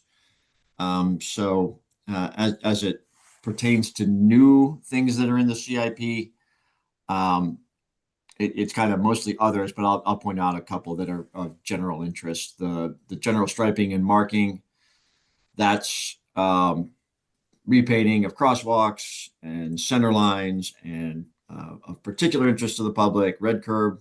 People find that the red curb is fading, and the very small city crew that we have are unable to keep up. And so we're going to put that as a capital project and have contractors help out there. So can we ask just some quick questions? Sure. Interstitially here, and I know Bob had commented on, we were waiting for you, but what's the motivation behind pretty substantial upgrade to Howard Dignan Alley? Is that something that's residents are requesting? Is there some major problem? I think it's in very poor condition. But it's an alley, so I'm just curious. It's still a public road. Yeah, but what's it still the needs to motivation? needs to be passable, and it may have some drainage problems as well. Oh, okay. But that's what I was getting at. Is it like a yeah, I mean, problem? it's fine. It's perfectly fine to ask questions, and I'll just switch over to the budget book and see what it says. It says $1 million.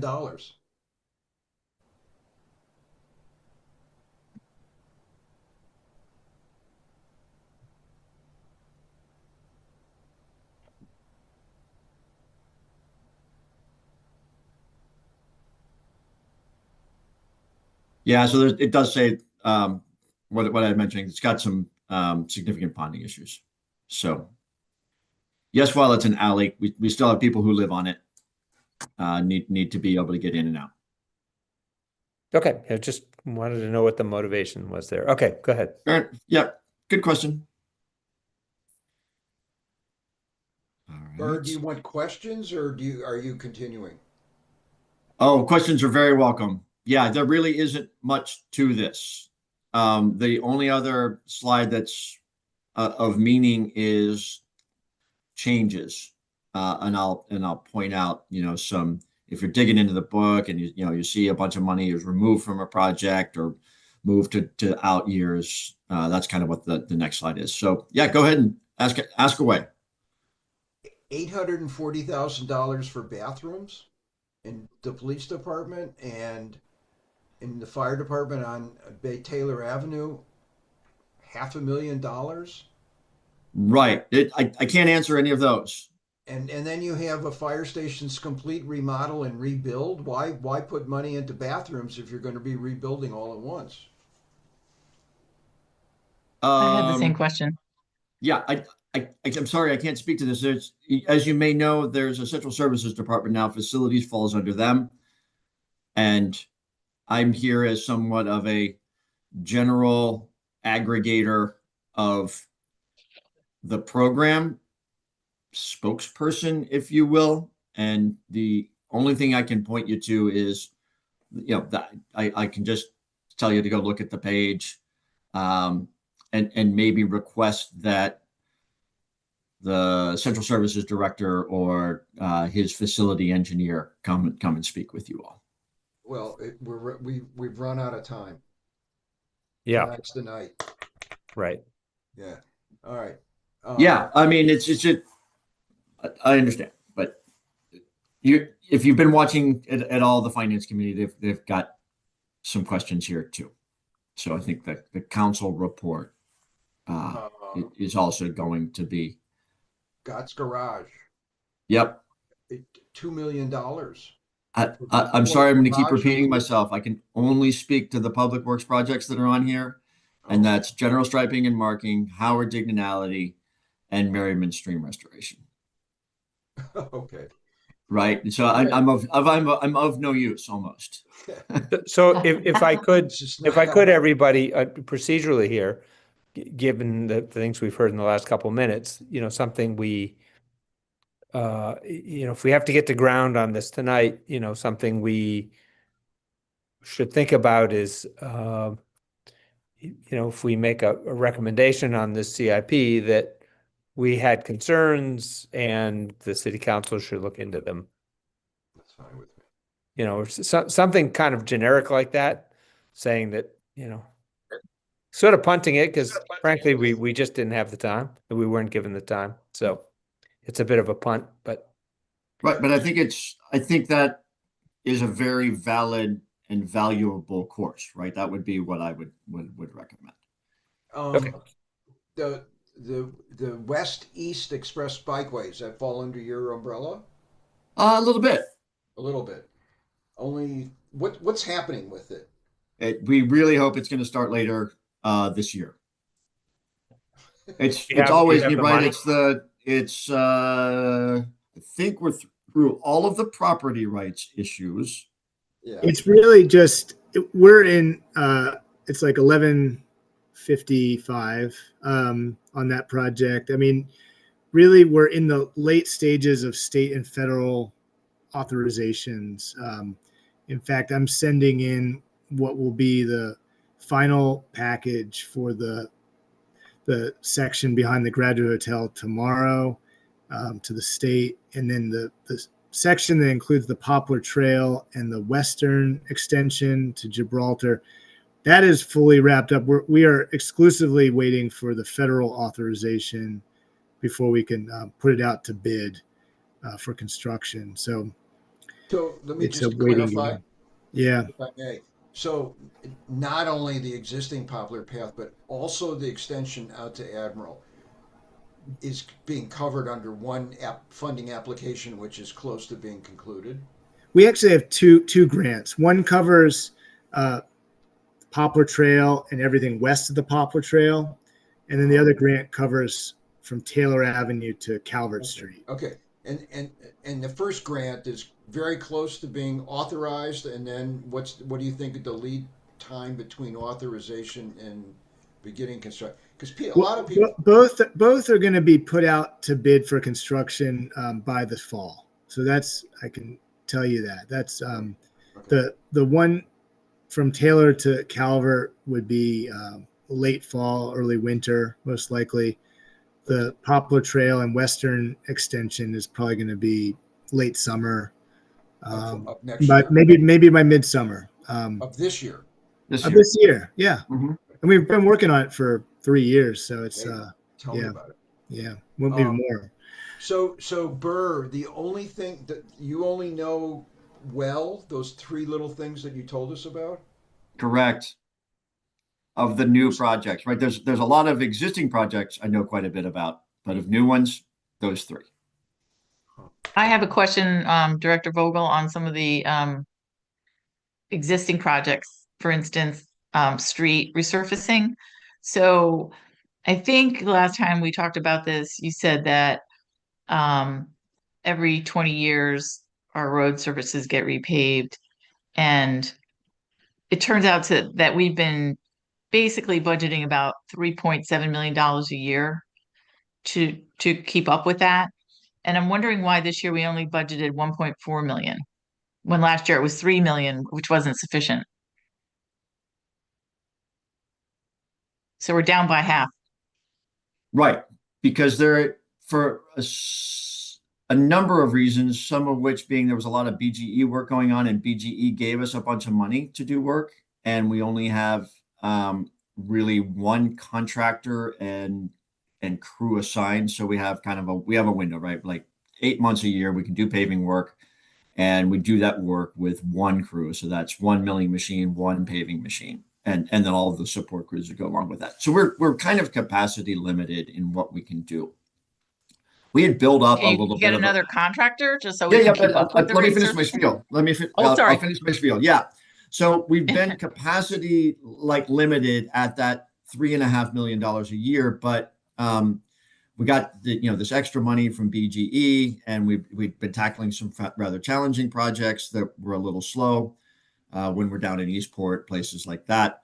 So we had built up a reserve of I think we have a cash balance at this instance, or maybe a month ago or so, when I kind of finalized those numbers of $4.5 million.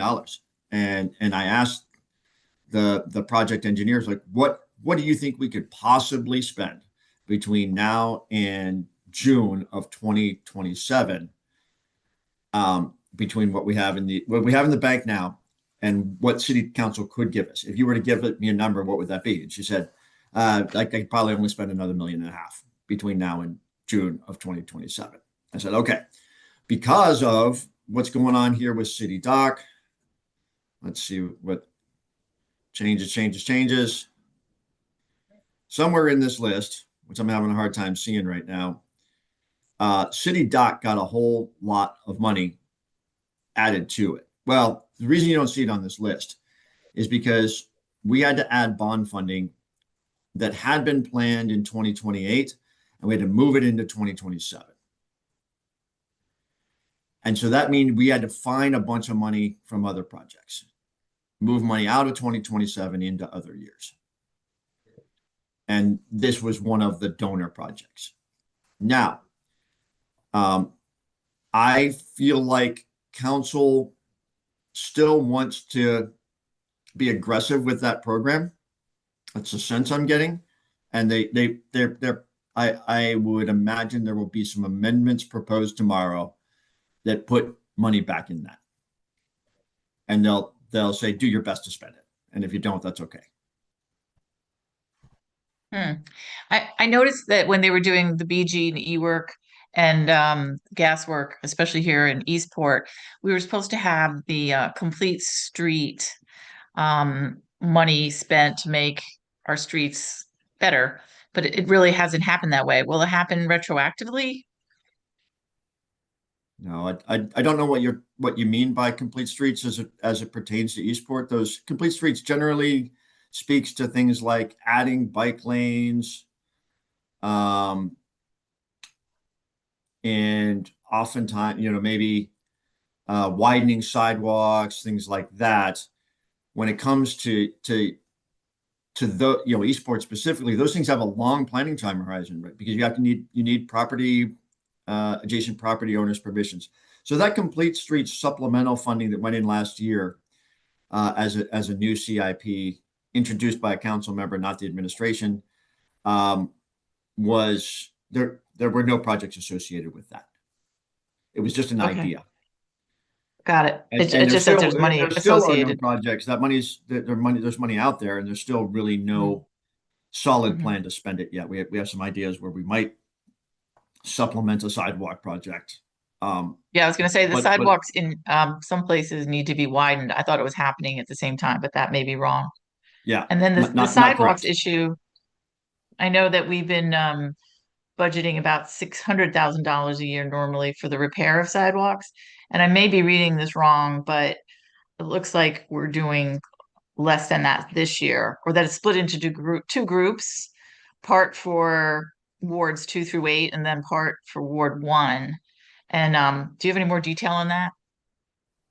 Sure, that's what happened in last year's budget cycle. Another council action there was to dedicate a portion of that sidewalk repair funding for brick sidewalks in Ward 1, which is the only place where we have failing brick sidewalks. So there's still going to be $600,000 allocated. It's just that half of it is going to Ward 1, which I'm not saying that's a bad thing. I'm just trying to I was reading it and not understanding it. Yeah.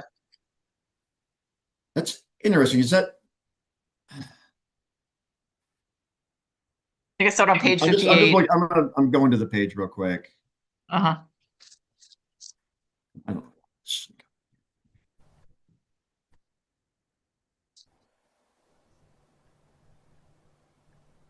Let me go find that. If anybody's got it open and can tell me what page it's on. I'm in the P's and need to get to the G's.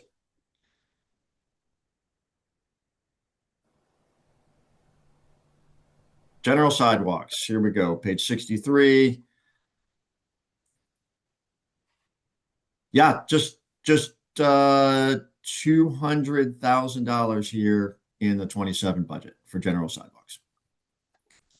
Yeah, Again, if instead you of look up- 600. And one of the And biggest if issues you look up, that I'm sorry, if you all the look old- up at the table, you can kind of get a sense for how much is still out there. It says that through January 31st, 2026, we've more or less spent 3.6 million. So we already had $800,000 still in the bank here, so to speak. Mhm. So we have the ability to spend $1 million right now if this budget passes. Okay, that would be great because there's some sidewalk issues, yeah, all over the city, obviously, that seem like people think it's a priority. And then my other question just had to do with some of the street end park type things. I noticed now there's no ferry mentioned in the CIP, but on 5th Street, we need some kind of flood mitigation because water comes up the street. We don't even have a bulkhead there, and there's nothing in the CIP at all addressing that. Are you sure that Electric Annapolis Mobility doesn't address that? I'm not sure. Actually, I didn't see that, but if it does, I totally missed It's it. always existed in an odd sounding capital project called Electric Annapolis Mobility. Okay. Yeah, I wouldn't have been looking for so that the under plan is street still end. to proceed with that project. Really, nothing has changed there, despite what you may have heard to the contrary. Oh, okay. Got it. And then it's at the Stanton Center. I don't know if you'll be familiar with that, but I heard something about and saw the amount of money that was being allocated for the Stanton Center, but like $2 million is going into a glass floor, some sort. Maybe. I'm over here on slide 90. What I remember now is that on this project, because I have kind of been on the periphery of it. Yeah, so you can see here, if you'll go to, I'll share my screen so you can follow along. Mhm.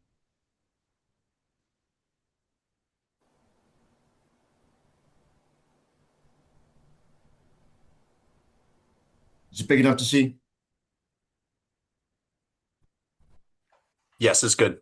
Yes. Okay. Yes. I'll zoom in one. Stanton Center. All right. What you see is a lot of money taken out of this year's budget, moved to 2028, and I think the description is going to say something along the lines of, $500,000 in design. well, it changed, right? This became the Sand Center project started as it's kind of in deteriorated, failing condition. We're going to do a basic repair of roofs and bathrooms and hallways and things like that. Mm-hmm. And then it turned into this very ambitious project. The city went after some federal grants, some state grants, with this ambitious sort of STEM and that kind of vision.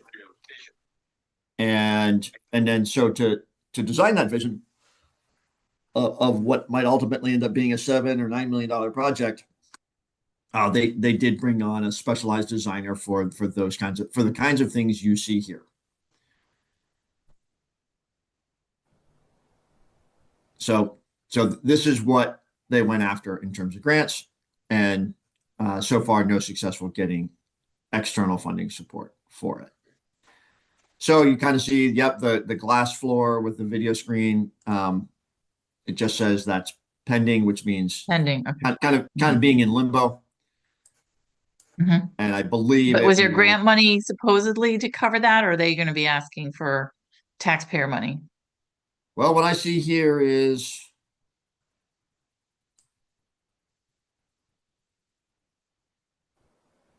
a total of $4.5 million of taxpayer money with $1 million of grants. Okay.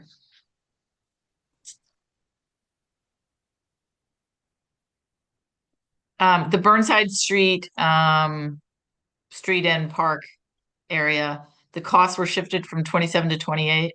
That was, but it's all grant money. So how does that work? When we get the grant, we should hear about that grant soon. We applied last year. I'm optimistic. But maybe the timing you're seeing there it could very well reflect feedback from the state that we may not get that grant funding until 28. God. Let me Okay, take that's a all my look at that. comments right now. Yep.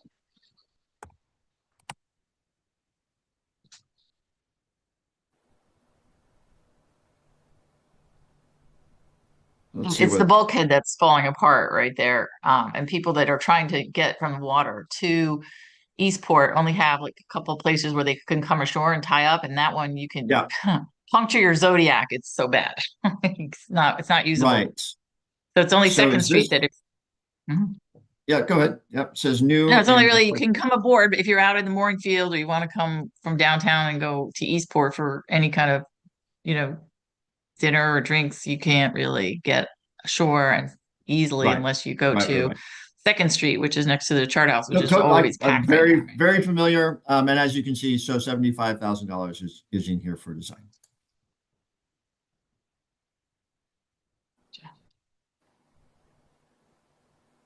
So that's just design. I'm just confused because it just seems like it needs some bulkhead work. There's nothing really to design, right? You just need to do the work. They're not redesigning the park area. Why would they do that? It's pretty nice. I think they even just put a really nice tree there. We like to, and the request from one resident at least, and this is very standard, is that we add a floating dock. And so you can't, you may or may not know this, but you can't touch the water without going through a joint MDE Corps of Engineers permit. So you have to bring them designs. You do have to, go through that. $75,000 is probably a bit much for as simple as this project, I think, is going to end up being.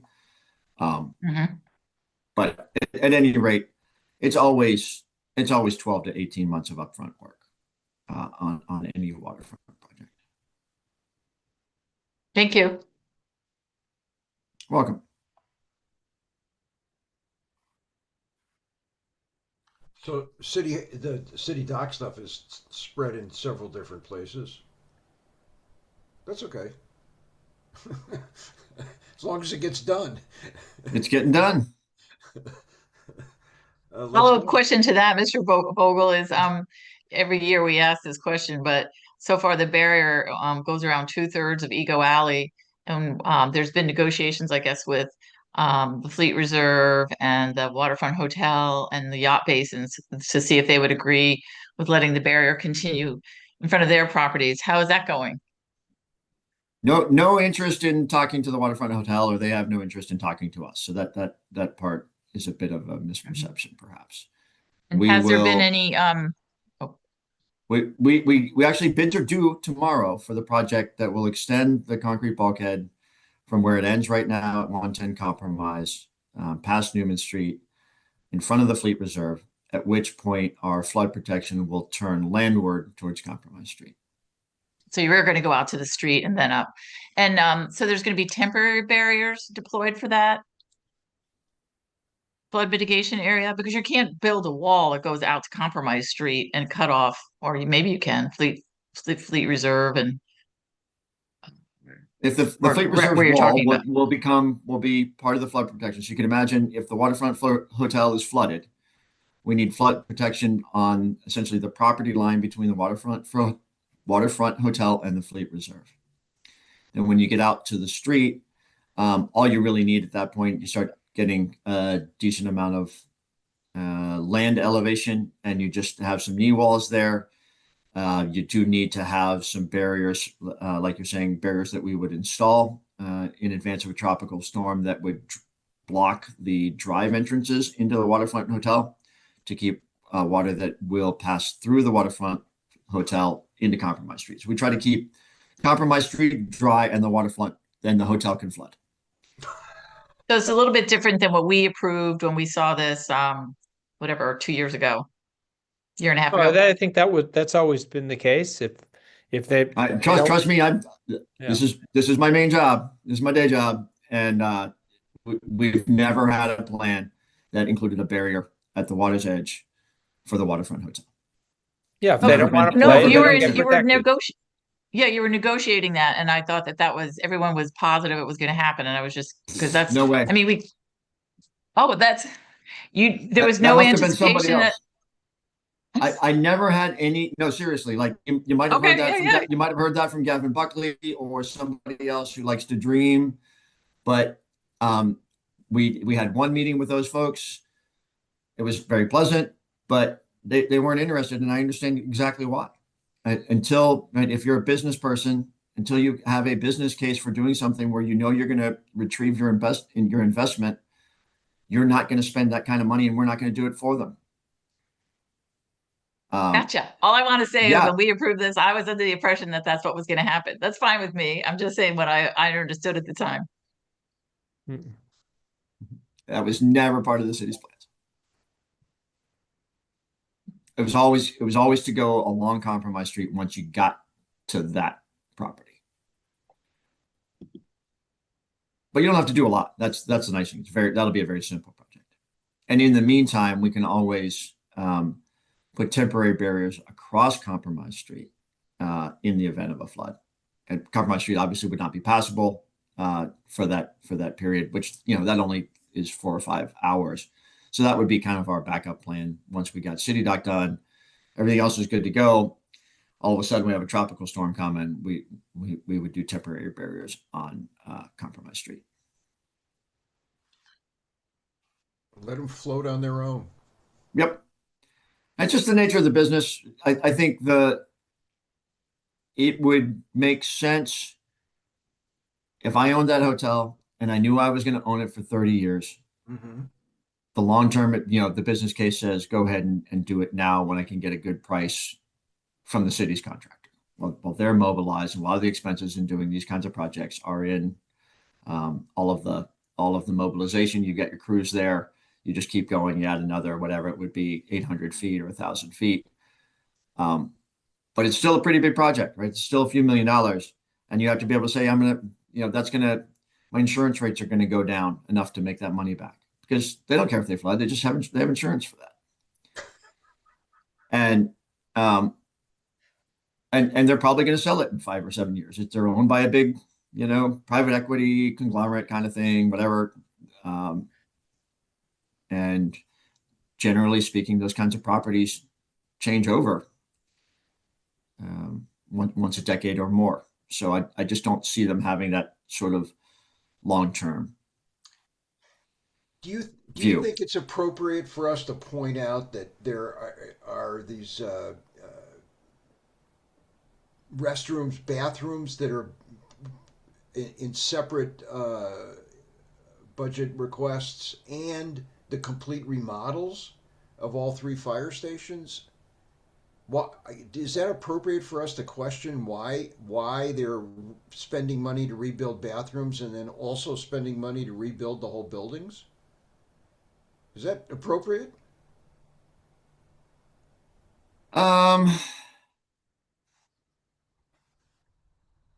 There's very likely a good answer. I think the more general you make, whatever it is your opinions are, in terms of where you believe the city should be investing its money, I would say make that general. Okay. Okay. You could say something along the lines of, wow, there of the 15 new projects on here, only 3 of them are things that would benefit the public, or 6 that would benefit the public. Obviously, parking garages are used by the public. Yeah. Whatever opinions you have, and I'm not going to share mine, wouldn't be my place. Okay. I'm just looking through all of this stuff. I didn't realize everything was here. Yeah, it doesn't seem like the garages are that old to need so much money poured into Sure. them. Tell me. Certainly those elevators, right? Well, That I think the Yeah, I was just elevators going to have say exactly 15 what issues. Bert. Sorry, I Just didn't the interrupt. Go elevators. ahead. The elevators are 30 years old, so yeah, they're about up on it. Yeah.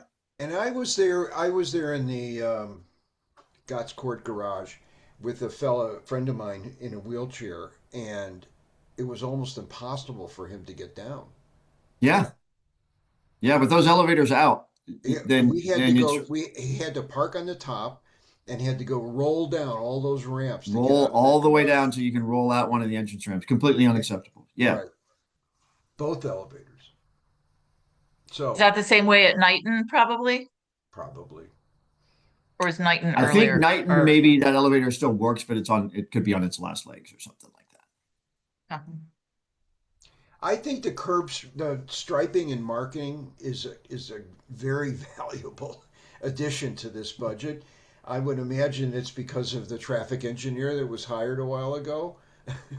Well, we have 2 new folks, and they're making a very valuable contribution with not only the work that they're just accomplishing, but bringing good ideas into the city. So I'm very happy with our Who are 2 the- most recent one hires. of them is the traffic engineer. Who's the other? Yeah, one of them is the traffic engineer, Jeff Wentz. Uh-huh. He's fantastic. And then Allison DiMatteo is running our pavement program and she's also the project manager for a number of other projects, like 7 or 10 other projects.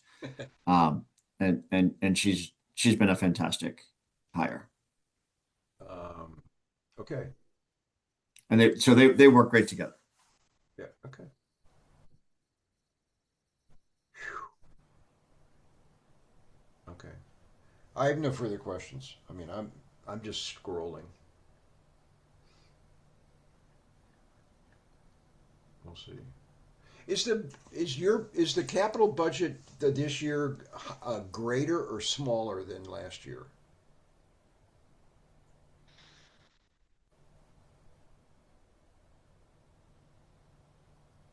Good question. I think it's in terms of how much bond funding we're spending, it's more. Yeah, but It's hard. It's hard to. Uh-huh. I guess we have to define what greater means. Uh-huh. It's, Uh-huh. it's total dollar value of new projects, total value of money in the year. Those would be the kind of questions we could get answers to. I wouldn't want to try to do it right now. And the overall question that I have is whether then, the addition, and I apologize if this is a subjective thing that requires your opinion. If it does, then you feel free not to answer. Whether the addition of the new projects is in a way not sustainable in terms of, sort of taking money from old projects that then are going to languish but are still in there, which gets a little bit to the point of is there new money here? That's the thing that I'm always curious about, whether it's, are our eyes too bigger than our stomach kind of thing? I'll try to break that into pieces. One of the things you mentioned there, Alex, is did we defer projects? And the answer is really we didn't. Where money moved out of, where you see a big negative, let's take College Creek Connector is probably a great example of that. That project just isn't ready to be built right now. It's got to go through design, and it goes on private property and all of those issues. So we simply took the money that had been sitting there in previous years and moved it out to the year when we think it will be spent, but the project is still proceeding. And that's, you can kind of take that methodology across the board, across all of the projects that were already in the program in last year and prior years, and say that if money was taken from a project, that's the reason why it wasn't ready to be spent, with the possible exception of the Stanton Center. I think there was some deliberate choices to maybe break that project into phases. I'm kind of guessing there. Then the only little caveat I'll say is that some of the recurring projects, like traffic safety improvements, which is just sort of an annual budget for doing short, kind of small projects, $10,000, $30,000 to make small traffic improvements. I made a recommendation to really cut that almost to the bone. And I think I might have cut it a little too deep. Once, all the bills came due, I was like, oh, I don't really have as much left at the end of the year as I'd like. So that one got cut, and I suspect council is going to restore some of that funding. They're basically going to fix my mistake. There's a general waterways infrastructure project kind of in the same boat, a recurring project. So anyway, we did really try to sharpen the pencil and free up as much money as we could, primarily for City Dock. We went through the exercise saying, in a typical year, we might approve $12 or $13 million in new bond funding, and City Dock was going to eat $11 million of that. There wasn't going to be anything left for anything. So we did a lot of planning, in the months leading up to the budget, of saying, hey, let's try to make sure we don't have any money out there that we don't really need. And if we can push it to 28 or 29, let's do that. So we did a lot of that kind of work. Now, at the end of the day, once all of the borrowing capacity analysis was done on the financial side, there was $4 million on top of the 11 million available. And a lot of that, went into these generator projects, other facility projects, restrooms, and things of that nature.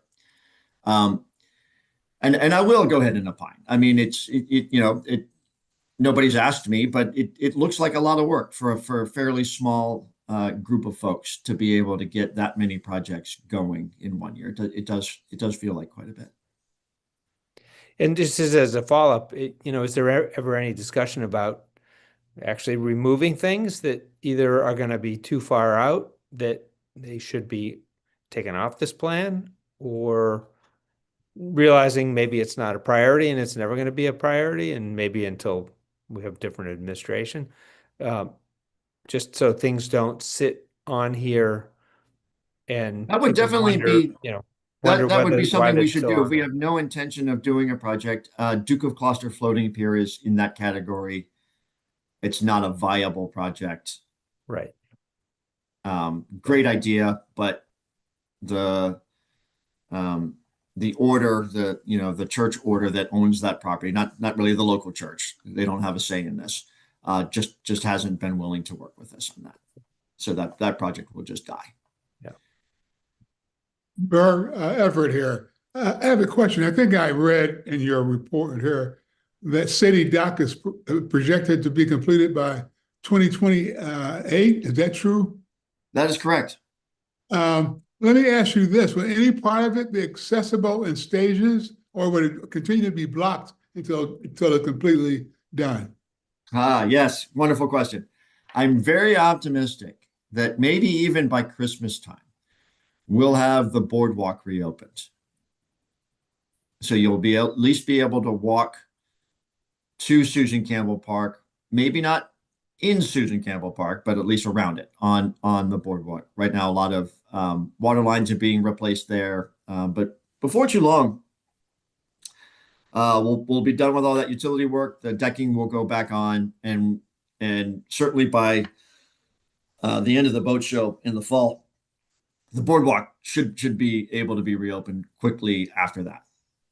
I hope so. That's one of my favorite places. Yeah, same. And as a practical matter, we're losing a lot of revenue from boaters tying up there. So we'd like to get the harbor master back in business.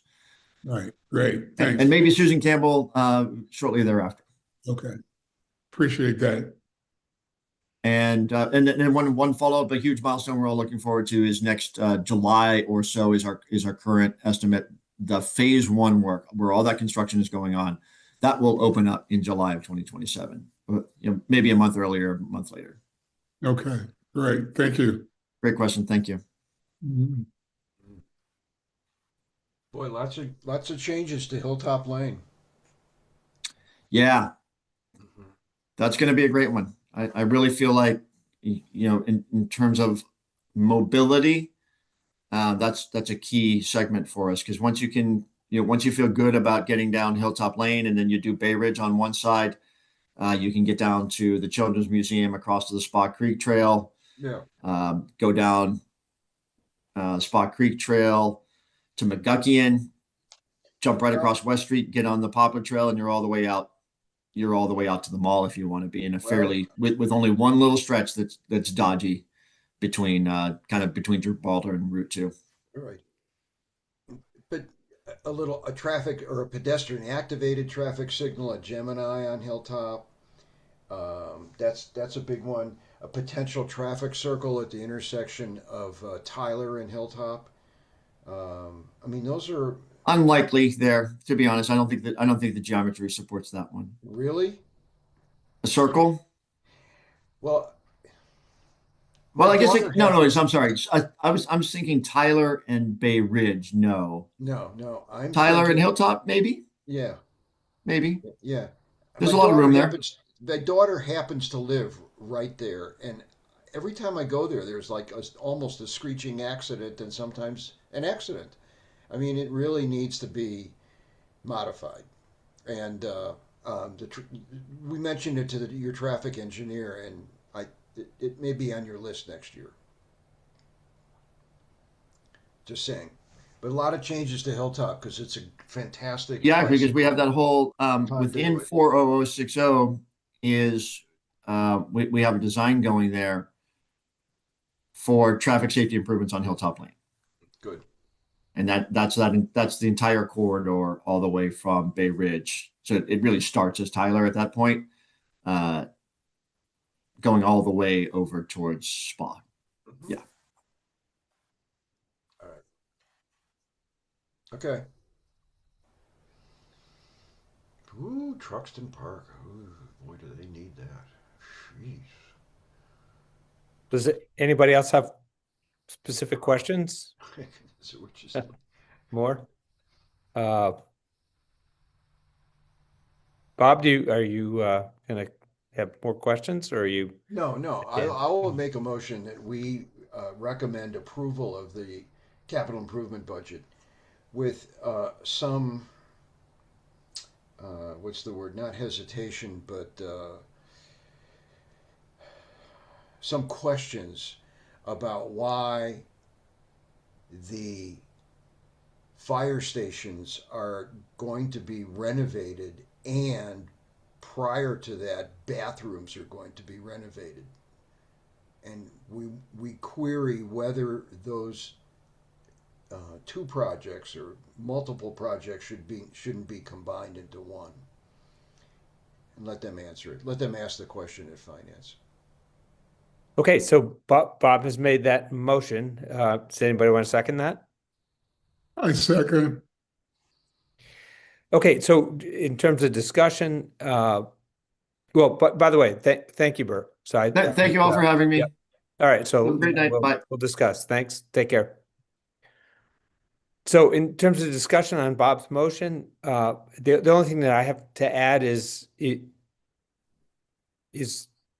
that the only thing that we want to call out? I'll accept additions or amendments to my motion. Yeah, I mean, the only thing that I am just struggling with in general, and it has nothing to do with I think those are good questions to ask. The only thing I worry about is, given the scope of this whole CIP, I'm just curious if any, if it calls into question why we're asking on that one particular project. My sense is it's just given the scope of this thing, it's really hard for us to, frankly, to do much with any of this. I'm just, I'm opining here. I'm just sort of a little annoyed with the whole process, but I know we have to do it because it's in the code. But if everybody's comfortable with calling that one thing out, and that's fine. Actually, you know what? Alex, I kind of agree that, or think that maybe just calling one thing out may not be as good as just saying we don't feel like we can do an adequate job reviewing all this information without more detail or, ability to ask more questions to. I mean, poor Burr, we put him on the spot and he's only Department of Public Works. This spans a lot more than Department of Public Works. So maybe making it a broader statement might be more impactful. Yeah, I mean, like I withdraw the motion. Okay. Well, this withdraws the motion, but so that comes back to just what we're going to do here. I also don't really want to be whiny about, we didn't have enough time and we don't have the support and blah, blah, blah, blah, blah. I don't really want to take that. Personally, don't want to take that tack, but I'm just looking for if anybody has any way of basically saying, okay, we're getting out of the way, whatever. That's kind of how I feel about it. We're just not in a position to, I mean, like, I don't want to really recommend it because it says that we recommend everything in it, yada, yada, yada. And I can't say that I know that, not because I don't recommend anything in it, but I just, it's, like, Well, what about some it's language? not my forte. So I don't know. I'm struggling here. I'm just curious if anybody has a way around that. I agree with both of you and Diane. Excellent point.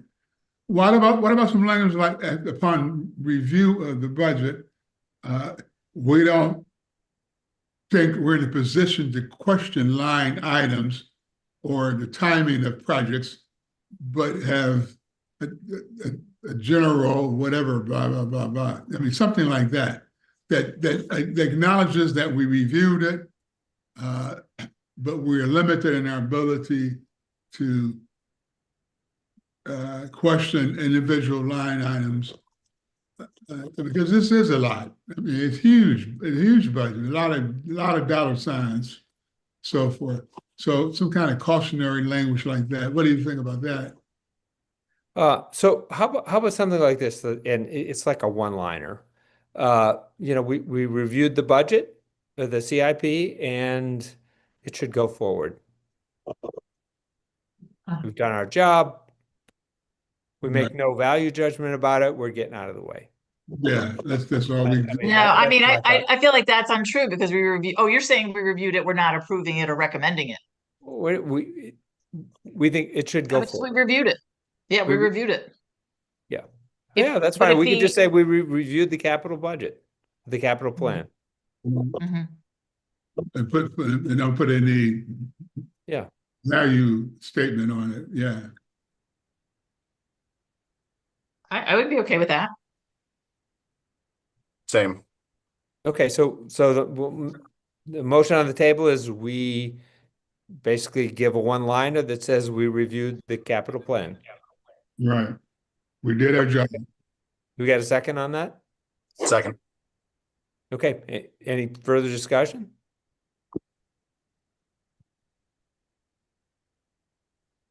All in favor, say aye. Aye. Aye. Any nays or abstentions? Okay, motion carries. I will draft that one sentence. That's the easiest one of the night. And then forward that on. When did a central services department get reestablished? I mean, you remember Diane? Who was the Yeah. guy? Emery. You remember some guy named Emery was head of central services, and he was the big bottleneck for everything. Yeah, I do remember a bottleneck, but I don't remember the person's name. Well, he also liked to tip the bottle, and he was really they had to demolish the department to get rid of him. And now all of a sudden it's back. Did Buckley bring it back? Did Lidman bring it? What's going on here? Does anybody know? Nobody knows. Okay. Okay. Keeps coming around that merry-go-round. Hey, Quentin, when am I going to get that table? I'll get it to you. Sorry, I have had a lot on my plate, but I promise I'll get it to you tomorrow or Saturday. So I'm sorry, just My Ruger is loaded. Yep. Yeah. So if Eric's still on, I just have a procedural question. Are you still there, Eric? No. Yep, I'm still here. Yeah. So who should our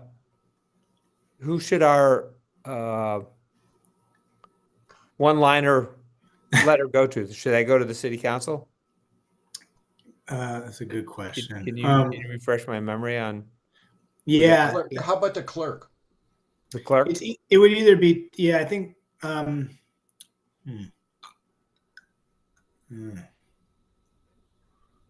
I think you should just direct it to the city council, but we'll send it to the clerk. Okay. Yeah. Okay, I will do Yeah. that now. I'll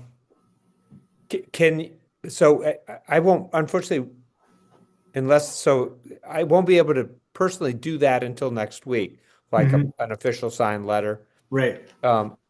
Could you